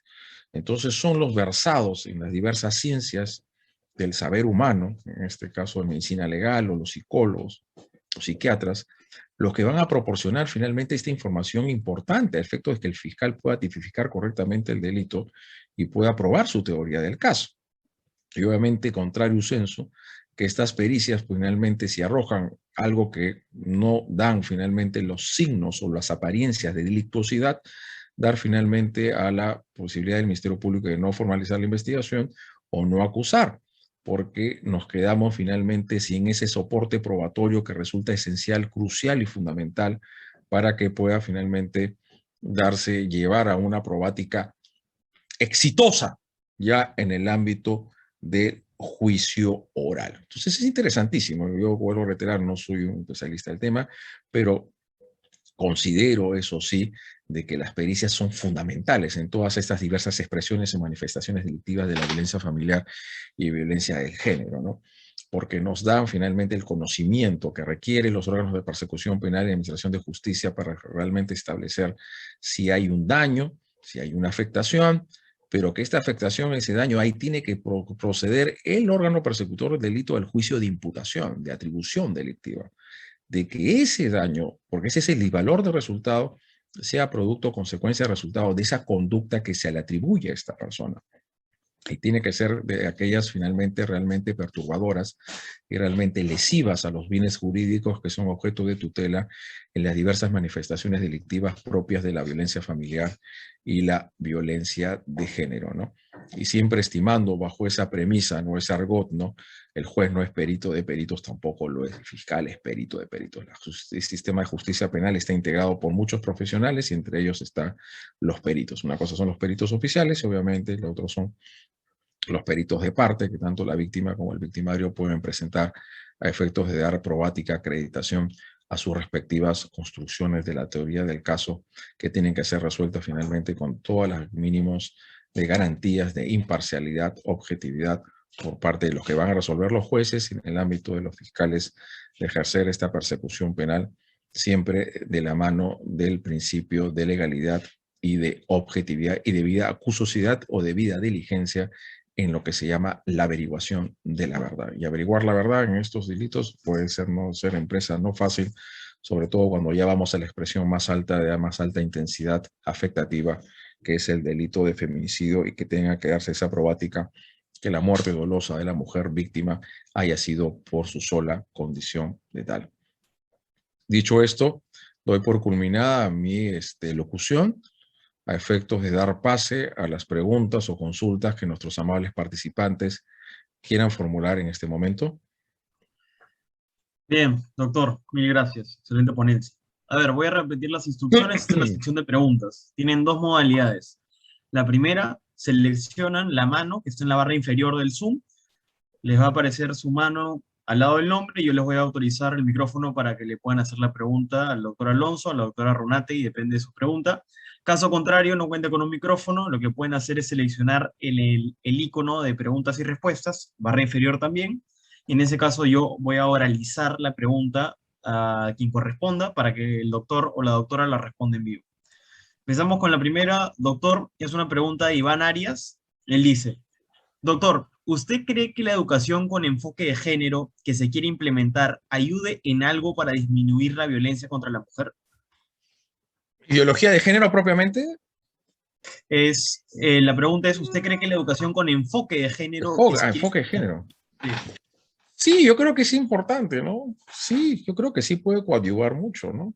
Yo creo que no sé si propiamente puedo equivocarme en enfoque de género, sino que la impartición finalmente educativa, donde se tenga que preconizar y se tenga que hacer hincapié sobre el principio de igualdad, ¿no? De la equiparidad y la paridad que debe existir entre los géneros, ¿no? El tratamiento que tiene que darse finalmente siempre bajo un trato igualitario, conforme a los valores de un Estado constitucional de derecho. Creo que sí el enfoque de género es importante, ¿no? Pero esos enfoques de género llevado tanto a la mujer como al hombre. O sea, ambos creo que tienen que darse, obviamente, lo trascendental más el enfoque de género, finalmente la mujer, estos estereotipos. Pero yo me preguntaba, ¿también hay estereotipos de género masculino? ¿Hay estereotipos de género masculino? Eso es interesante, ¿no? O los estereotipos solamente se basan al sexo femenino.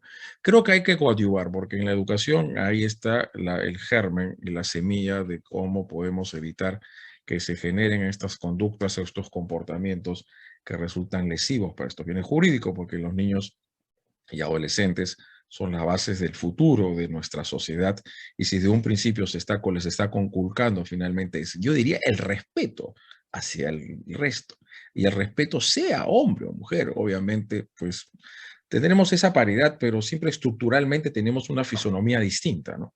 Y dejar de lado de eso finalmente el sexo débil o no, sino llevar a la mayor igualdad posible, pero siempre es, como se dice en este adagio, tratad a los iguales conforme sus desigualdades, ¿no?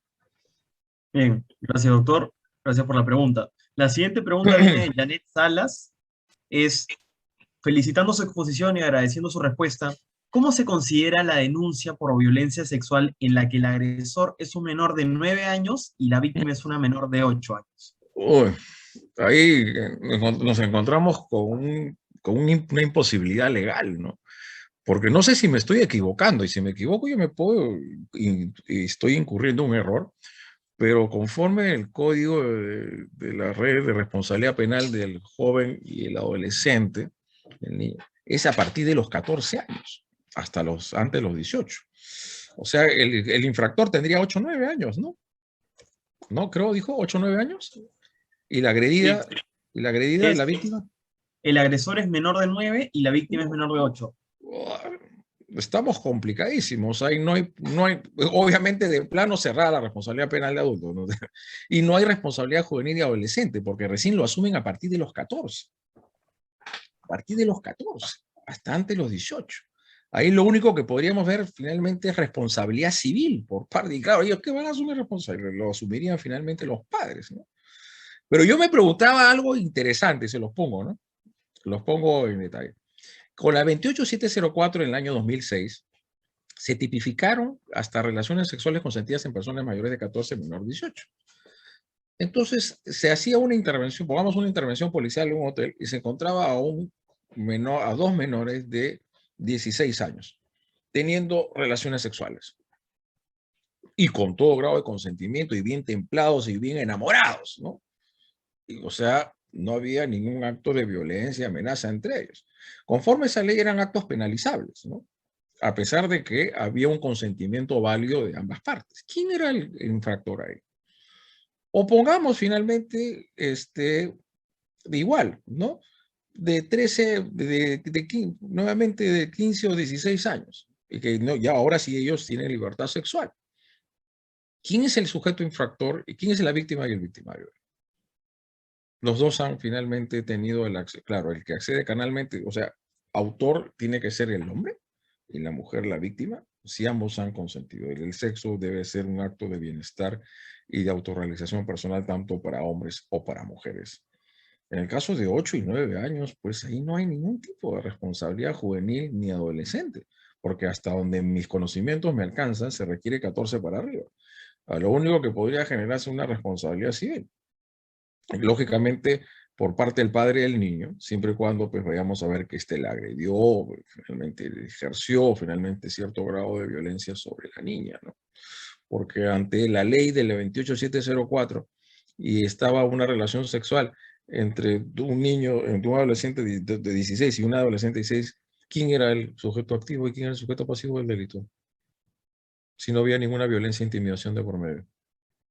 ¿A quién se ponía como autor? Pues si vamos por los etiquetamientos, por los estereotipos, no, el varón tiene que ser el agresor y la mujer la agredida. ¿Por qué debe ser así? Si ambos estaban en un grado de libre consentimiento. Bien, gracias doctor, gracias también por la pregunta. Tenemos una pregunta hablada, le voy a autorizar el micrófono a Marco Antonio Luna Flores para que le haga la pregunta. Marco Antonio, te escuchamos. Buenas noches. Buenas noches, ¿me escuchan? Sí. Sí, buenas noches, doctor. Quería hacer una consulta. En el caso que las pericias psicológicas concluyan con afectación emocional y no cognitiva conductual, tal como indica la ley para que haya una sanción, ¿qué ocurre con ese tipo de informes?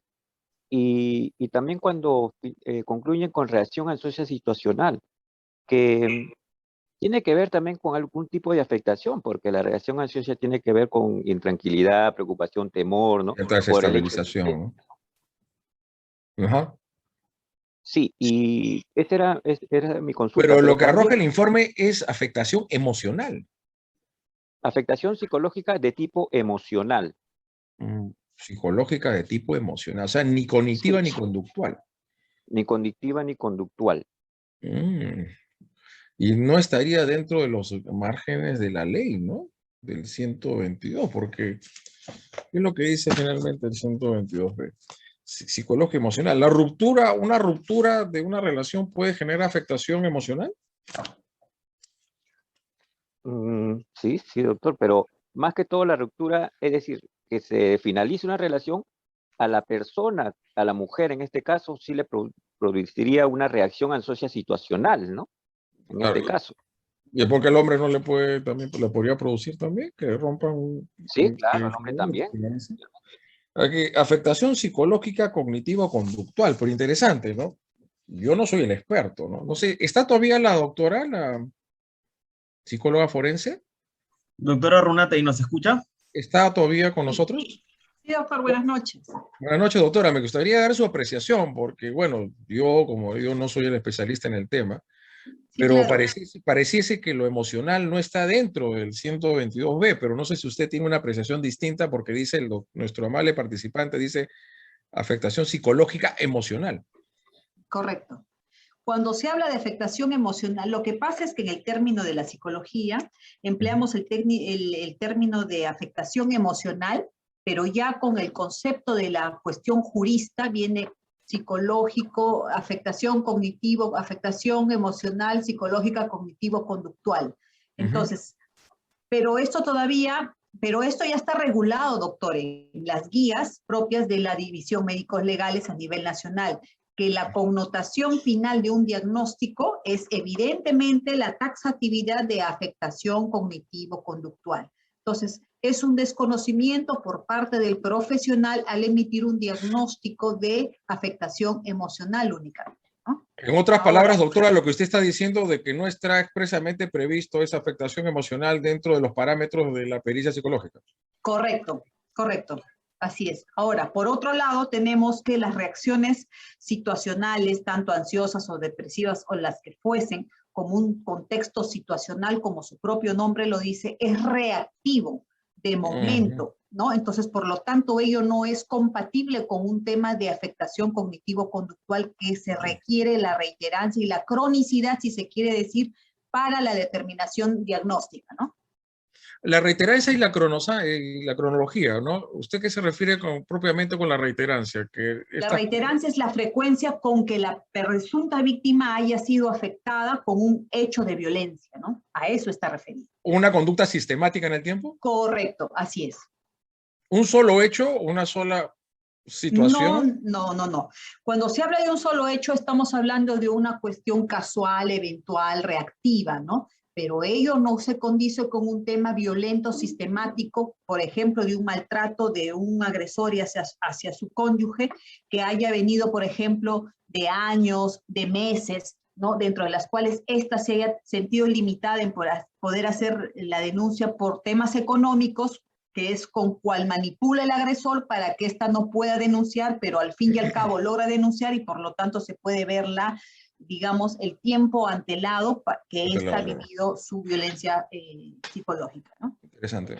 La reiterancia dentro de la sistematicidad y las reacciones finalmente reactivas y finalmente afectativas que pueden generar hasta la noticia de un fallecimiento de un familiar, pues cómo no va a desestabilizar emocionalmente a alguien, ¿no? Correcto. Yo le doy la noticia a una persona, oye, ha muerto, se le generó una afectación psicológica. No, eso creo que no es, ¿no? O sea, la estabilidad, la afectación emocional no está dentro de los parámetros de los reglamentos respectivos, ¿no? No está dentro. Estaría entonces fuera del tipo penal, conforme lo que la doctora nos ha dicho. Bien, gracias a ambos, tanto al doctor como a la doctora. Marco Antonio, voy a continuar con las preguntas. Vamos a una pregunta escrita. Esta viene de Janine Villegas. Buenas noches, doctor. ¿Se considera como violencia psicológica en nuestro ordenamiento jurídico si una persona ignora por completo a otra? Es decir, no le habla, no responde sus saludos. Es decir, ejerce una violencia pasiva o silenciosa. Gracias. La verdad que no sé, la verdad que es complicado, ¿no? Creo que todas estas conductas son comisivas, ¿no? La omisión, finalmente, de no saludar, no hablarle, pues finalmente el silencio que pueda generar, no lo sé, yo lo veo un poco complicado de que podamos tipificar esto por omisión, ¿no? Aunque la omisión sería, a menos que diga que no realizar una acción necesaria o tendiente para salvaguardar la estabilidad psicológica de una persona. Pero no saludarla, pues como se dice finalmente, la ley del mudo, el silencio, no, yo lo veo un poco complicado de que pueda resultar siendo una conducta típica de agresiones, ¿no? Porque agredir es decir algo, es inferir algo, ¿no? Yo no sé si el silencio, finalmente la omisión de no saludarla, de no hablarle, pues la ley del mudo finalmente pueda ser finalmente un acto, una conducta generadora de la lesión a una afectación propiamente psicológica. La verdad que dudo mucho que pueda resultar siendo admisible ello. Bien, gracias, doctor. La siguiente pregunta viene por Jimmy David Herbert Carranza. Doctor, ¿en qué circunstancias se puede hablar de agresiones en contra de los integrantes del grupo familiar en un contexto de confianza? ¿El solo vínculo parental genera ese contexto? El solo vínculo debe estar, pero ese vínculo obviamente tiene que ser utilizado para someter a esta otra persona finalmente a una violencia familiar. Obviamente la relación de confianza existe entre padres y hijos, etcétera, ascendientes, descendientes. Y en ese marco, en ese contexto que tiene que haber ese abuso de esa relación de confianza y así finalmente afectar esto, ¿no? O sea, tiene que existir esa relación, obviamente, y creo que nadie lo puede negar, pero que tiene que aprovecharse de ella el agente del delito para afectar realmente a los bienes jurídicos de la persona con la cual tiene esa relación de parentesco, ¿no? O sea, no de prima facie, ya, sí, porque es su padre o eso no. Y creo que porque pueden tener esa relación parental, pero ni siquiera finalmente se ven o finalmente están distanciados, ¿no? Entonces no hay no podemos de prima facie o de plano admitir ello, sino que realmente esa relación de confianza le genere entre uno y otro, existan entre ambos, y este sea aprovechado por esta persona agresor para cometer un acto constitutivo de violencia familiar.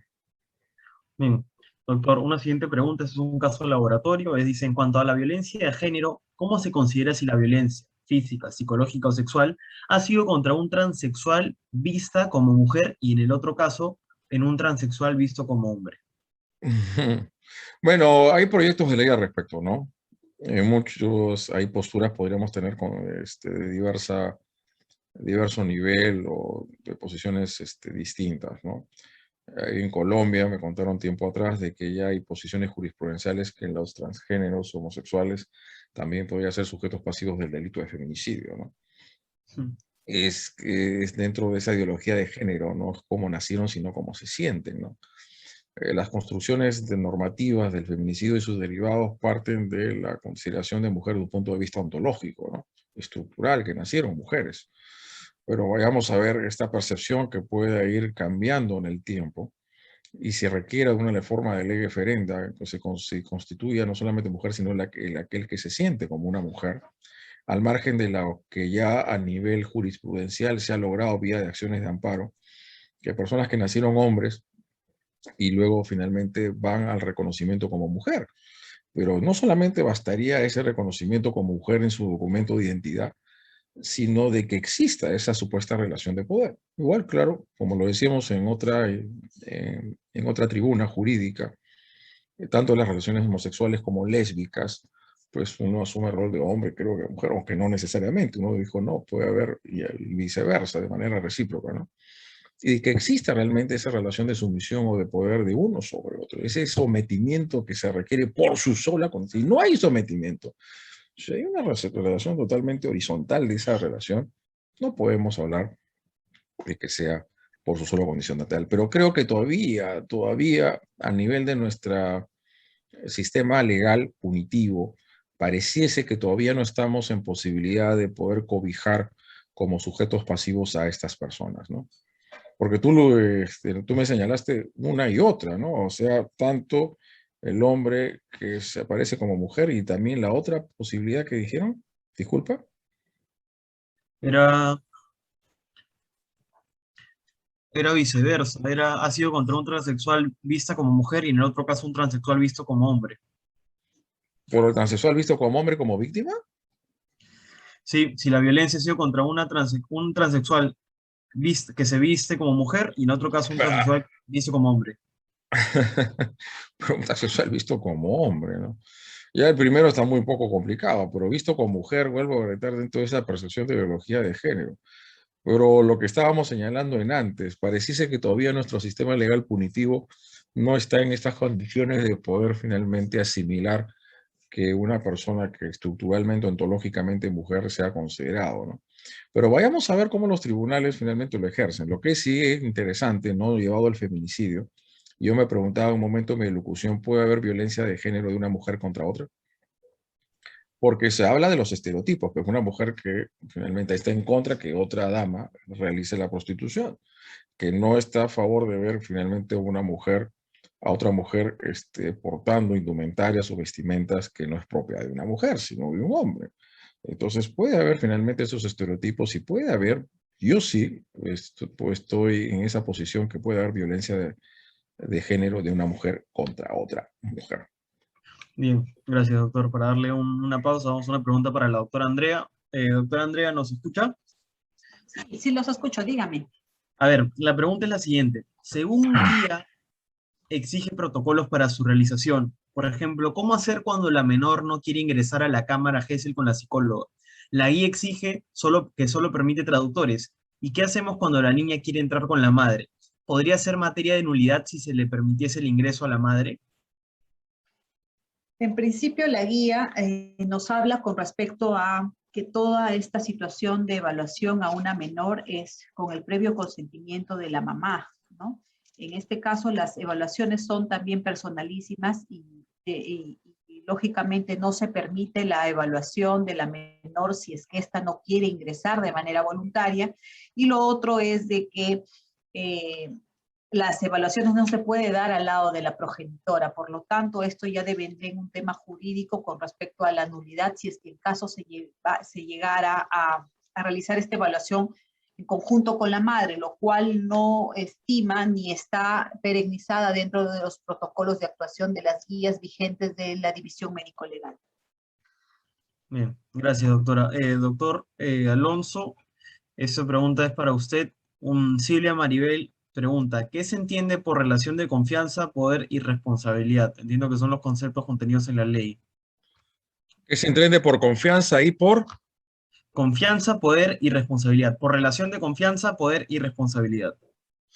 Bueno, el poder es la posibilidad que uno tiene, que tiene esa capacidad de decidir por la vida del otro, ¿no? El poder, ¿no? Si haces tú, haces esto o haces el otro, ¿no? Esa capacidad de decidir por la vida de la otra persona, ¿no?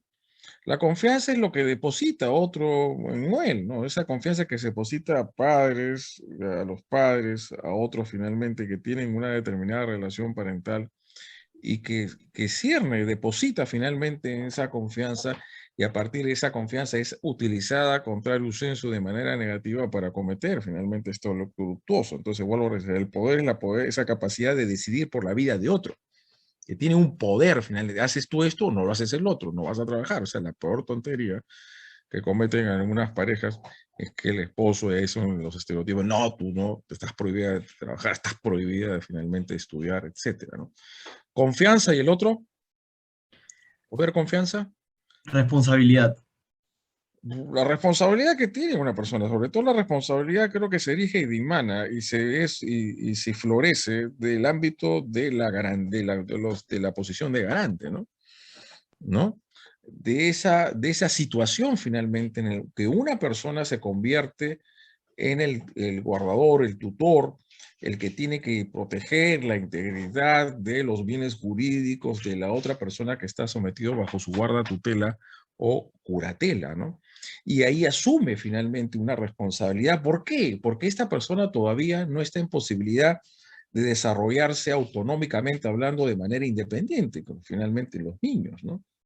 Entonces él se hace responsable de la conducción de la vida de la otra persona porque todavía no ha desarrollado genésicamente lo suficiente para poder tomar sus propias decisiones de su vida en la sociedad.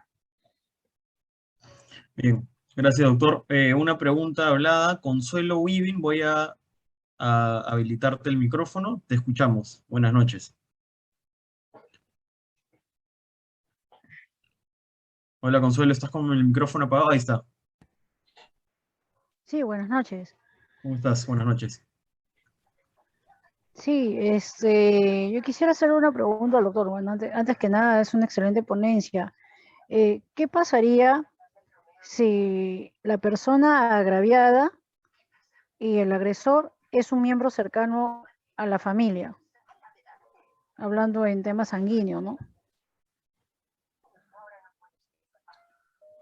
¿Qué pasaría en qué sentido? O sea, el tema de la violación, más que todo, ¿no? ¿En una violación sexual? Sí. ¿Qué pasaría en qué sentido? ¿Cuál sería la reacción O punitiva? sea, sí, claro, la reacción está en lo que usted me está... No se La escucha muy bien. tipificación. Sí, Claro, claro. pero ¿la víctima de cuántos años? Que sea de 9 a 10 años. No, de 9 a 10 años ya antes había una suerte de tabulación o de diversa disgregación tipificadora, si se quiere decir, conforme la edad de la víctima o la relación subyacente entre víctima y victimario. Pero con la reforma de la 3838, el artículo 173 dice lisa y llanamente al que accede carnalmente por las diversas vías que se describen ahí en ese articulado, a un menor de 14 años recibe la pena de cadena perpetua. Pero de hecho, pues, que te haga esa relación de confianza, de parentesco, y hay bastantes, porque es el propio a veces progenitor o padre biológico de la víctima el que cometió el acto luctuoso, Sí. pues en ese caso, pues siempre el juzgador y obviamente conforme la pretensión punitiva de la fiscalía tiene la posibilidad de aplicar las penas más severas y más duras y más graves, ¿no? Antes de la reforma 38-38 se hablaba de la cronología de la víctima para dosificar la pena. Pero luego de la 38-38 ya de frente de plano señala que la consecuencia jurídica es la pena de cadena perpetua. Muchas gracias, doctor. De nada. Bien, muchas gracias, doctor. Vamos con las últimas 4 preguntas. Una de ellas es de Vanessa Cipión. Dice, buenas noches. Primero agradecer a los panelistas por su ponencia. Los peritos psicológicos del IML tienen prohibición de pronunciarse en su pericia psicológica sobre la credibilidad del testimonio de la víctima si lo manifestado en cámara Gesell es contrario a las conclusiones del RML. ¿Cuál es el criterio que deben tener los jueces para poder valorar la credibilidad del testimonio teniendo en cuenta las contradicciones? Es para, creo que más para la, no sé si para la doctora. Sí, tendría sentido, doctora. Creo que esa pregunta va para usted. ¿Desea que la repita? Sí, correcto. No, sí te entendí. Ok. Es necesario saber y dar a conocer que efectivamente con carácter normativo administrativo, desde el año 2015 se tiene un memorando en donde se informa que los peritos oficiales de las divisiones médicos legales a nivel nacional están prohibidos de realizar valoraciones de credibilidad de testimonio, porque no reúnen los criterios científicos técnicos que avalen ello. Entonces, en base a ello, nosotros no podemos hacer un pronunciamiento respectivo, ¿no? Con respecto a credibilidad de testimonio. Ahora, con respecto al tema jurista, si no existen especialistas que allanen esta situación, yo desconozco la parte jurídica cómo, digamos, se realiza en todo caso la valoración de este tipo, ¿no? En todo caso, el doctor Alonso nos puede dar un mayor aporte en este sentido. Bueno, la valoración va a depender finalmente el grado de credibilidad, ¿no? Cuando hay cierto grado de contradicción, creo que entre el informe médico legal y entre la pericia. Sí, es lo que preguntó, cuando hay una contradicción entre la remisión del informe psicológico y el RML, del certificado médico legal, pero las valoraciones de credibilidad de testimonio, las valoraciones no están dadas entre este tipo de contradicciones, ¿no? Sino es un estudio más específico. Lógico, y el estudio específico de la credibilidad de los testimonios es cuando estos peritos tienen que ir al juicio oral finalmente a dar su por qué han señalado y por qué han arrojado tales conclusiones, ¿no? ¿Cuál es la metodología empleada y todo ello? Para eso sirve el contrainterrogatorio, ¿no? Como parte del abogado de la defensa y le va a decir finalmente establecer cuál fue el grado de rigurosidad. Porque si estamos ante informes contradictorios, pues eso puede favorecer al imputado en base al indubio pro reo, ¿no? Si haya finalmente una contradicción entre el informe médico legal con la pericia psicológica y pues claro, todo dependerá del grado de mayor rigurosidad de cientificidad. Creo que cuando realmente estamos una verdadera pericia, esta finalmente es la que va a tener mayor grado de credibilidad. Pero si estamos solamente en un informe que no ha seguido un protocolo, que no ha sido con una metodología científica empleada, entonces va a tener un valor referencial. Una cosa es un informe y otra cosa es una pericia, ¿no, doctora? No todo informe médico es una pericia. Correcto, ¿no? Efectivamente, hay bastante diferencia y hay que ser objetivos al momento de la emisión de un informe que tiene diferencia con lo otro, ¿no? Por ejemplo, yo puedo ir a un médico, un psicólogo, un psiquiatra, y él me va a emitir un informe. Ese informe no es pericia, porque tenga un pericia tiene que seguir un protocolo. Y eso es una cuestión finalmente distinta a saber dentro de este marco, ¿no? Y la dubitación, obviamente, va a siempre ser favorable, ¿no? Pero mientras que esta prueba realmente haya seguido todos los protocolos en rigor, va a tener un mayor valor probatorio. Pero igual, sea como fuese, se requiere finalmente suficiencia probatoria de cargo para poder destruir y anular el principio de presunción de inocencia. Bien, gracias a ambos. Las últimas 3 preguntas, ya no vamos a hacer más preguntas debido a la hora. Janet Salas, esto es para la doctora Runate. Doctora, ¿una denuncia por infidelidad es un tema de conflicto de pareja o violencia psicológica? Definitivamente, cuando hay un tema, pues, de desaveniencia entre dos cónyuges, estamos ante conflictos de ambas partes, ¿no? Más no a un tema de compatibilidad de violencia familiar propiamente dicho, ¿no? Bien, gracias. Doctor Peña, esto va para usted. Doctor, buenas noches. Primero agradecer la excelente ponencia de ambos. Mi pregunta es la siguiente. En el caso de violencia que se suscita entre convivientes, los cuales han procreado a una menor hija, siendo que esta menor presenció de manera reiterada estos hechos de violencia y agresiones entre sus progenitores, ¿se puede considerar que dicha menor es una agraviada indirecta? Sí, más aún, las reformas producidas por el decreto lectivo 1323 a los artículos correspondientes de los delitos de lesiones habla finalmente del agravante cuando los niños o niñas han sido obligados a presenciar estos actos de violencia, ¿no? Habrá tantos sujetos pasivos o víctimas mientras diversas o pluralidad de bienes jurídicos se vean afectados, ¿no? O sea, por un lado tendríamos que, a ver, pues claro, si hubieron agresiones mutuas es otra cosa, ¿no? Pero si hay una sola agredida, un solo agresor, pongamos que la agredida es la mujer y el agresor el hombre, y que haya obligado, o por la falta de infracción de los deberes de cuidado, de no hacerlo, por lo menos en frente de los hijos menores, estaría finalmente la modalidad culposa. O sea, también serían las lesiones, tanto por la agredida o el agredido, y también con respecto a los niños, ¿no? Que son finalmente testigos presenciales obligados a estos graves actos de violencia que pueden producirse, que pueden provocarle graves perjuicios a su estabilidad emocional y a finalmente, al desarrollo de su personalidad, ¿no? Bien, excelente, doctor. Me parece que esta pregunta va para la doctora y es la última. Dice, establece que viene de Raquel. Señala, el artículo 29 del reglamento de la ley señala que las sentencias condenatorias y cuando corresponde debe contener, entre otras, el tratamiento especializado al condenado. En base a ellos, desearía saber si existe eficacia en esos tratamientos o cuáles son los factores que impiden su eficacia. Con respecto a tratamiento, los psicólogos forenses no emanamos este tipo de intervención, puesto que la labor forense solamente abarca el tema diagnóstico, ¿no? Con respecto a algún hecho, algún tipo de proceso, pero con respecto a tratamiento ya es el abordaje que hace el psicólogo clínico, dependiendo del equipo multidisciplinario al cual haya sido sometido en el Poder Judicial, ¿no?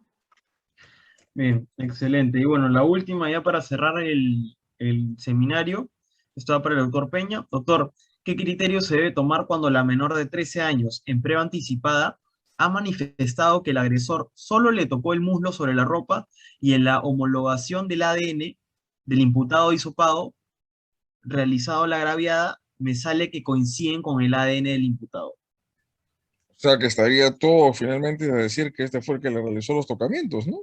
Porque todo coincide, ¿no? Me parece. Hay una coincidencia. Y habría penalmente el aspecto objetivo necesario de probática de la comisión del delito de actos contra el pudor de menores, ¿no? Que le Doc, tocó entiendo que en la pregunta parece que la al menor revés. declaró, claro, la menor declaró que no hubo un contacto Ah, más allá, y sin embargo, cuando hacen los exámenes, el ADN sale del imputado. mm, interesante, ¿no? O sea, ella dijo que no lo tocó por esa parte, pero los exámenes de ADN pareciese que difieren y dicen lo contrario, ¿no? Sería finalmente un indicio de incriminación importante, pero había que corroborarlos con otros, ¿no? Obviamente, pues la declaración de las niños y adolescentes hay que tomarlos con pinzas, por más que se tomen todas las precauciones y toda finalmente la debida diligencia en esta declaración única de víctima en cámara Gesell, ¿no?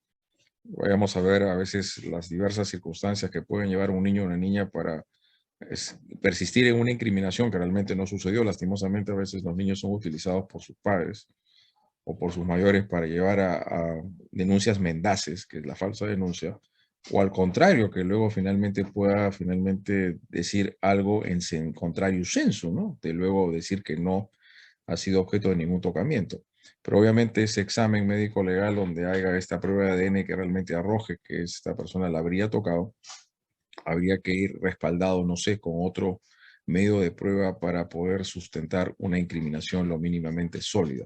Creo que nuestro amigo José Luis Pacheco está por acá presente. Ahí está, doctor, ahí está. Ahí está. Doctor Pacheco, ¿cómo está? ¿Qué tal, doctor Alonso? Muy buenas noches. Qué gusto nuevamente de reencontrarnos en una actividad académica. Sí. Un saludo también a la doctora. Muy buenas noches. Me gustaría escuchar tu Saludos, opinión doctor. respecto a esto último, ¿no? En Sí, esta, sí. porque Bueno, la relevancia e importancia del peritaje médico-legal pues va de la mano mucho con todo el proceso de manera integral respecto a también los daños psicológicos o incluso daños psíquicos y, como no, también con con este tipo de abordaje que se hace a nivel procesal penal, como muy bien lo has expuesto, Alonso. Interesante, ¿no? Ver cómo hay Claro que contrastar sí. y proteger el ello, ¿no? Sí, Porque no podría haber una exposición si no están pues siempre de la mano con la parte pericial, médico, psicológica y la parte jurídico-penal o procesal penal. yo creo que es ese triple abordaje que tiene que finalmente concatenarse y condensarse de efectos de poder llegar al análisis más prolijo y más penalizado posible en delitos, pues finalmente de la naturaleza a los cuales estamos haciendo análisis el día de hoy. Así es, Alonso. Gracias, José Luis. Bien, doctores, doctora, ha sido una excelente ponencia multidisciplinaria. Todos, con los comentarios todos estamos de acuerdo que ha sido excelente. Felicitamos a los ponentes por haber participado. Quiero aprovechar para hacerles acordar que Cereyus está organizando el Diplomado Internacional de esta temática, que es violencia contra las mujeres, integrante del grupo familiar, donde tendremos ponentes del país, así como de Argentina, y con un enfoque multidisciplinario. Así que, por favor, cualquier consulta, tienen el número ahí para que le hagan las consultas necesarias sobre el curso. Así que, nuevamente, mil gracias a los ponentes, y esta ponencia será grabada y será subida a la plataforma nuevamente. Muchas gracias con todos. Muchas gracias, muy buenas noches. Gracias, Alonso. Muchas gracias. Muchas gracias, hasta luego, buenas noches. Gracias a Escuela Garantista. Muchas gracias. Hasta luego, gracias. Hasta luego. Gracias. Fuerte abrazo.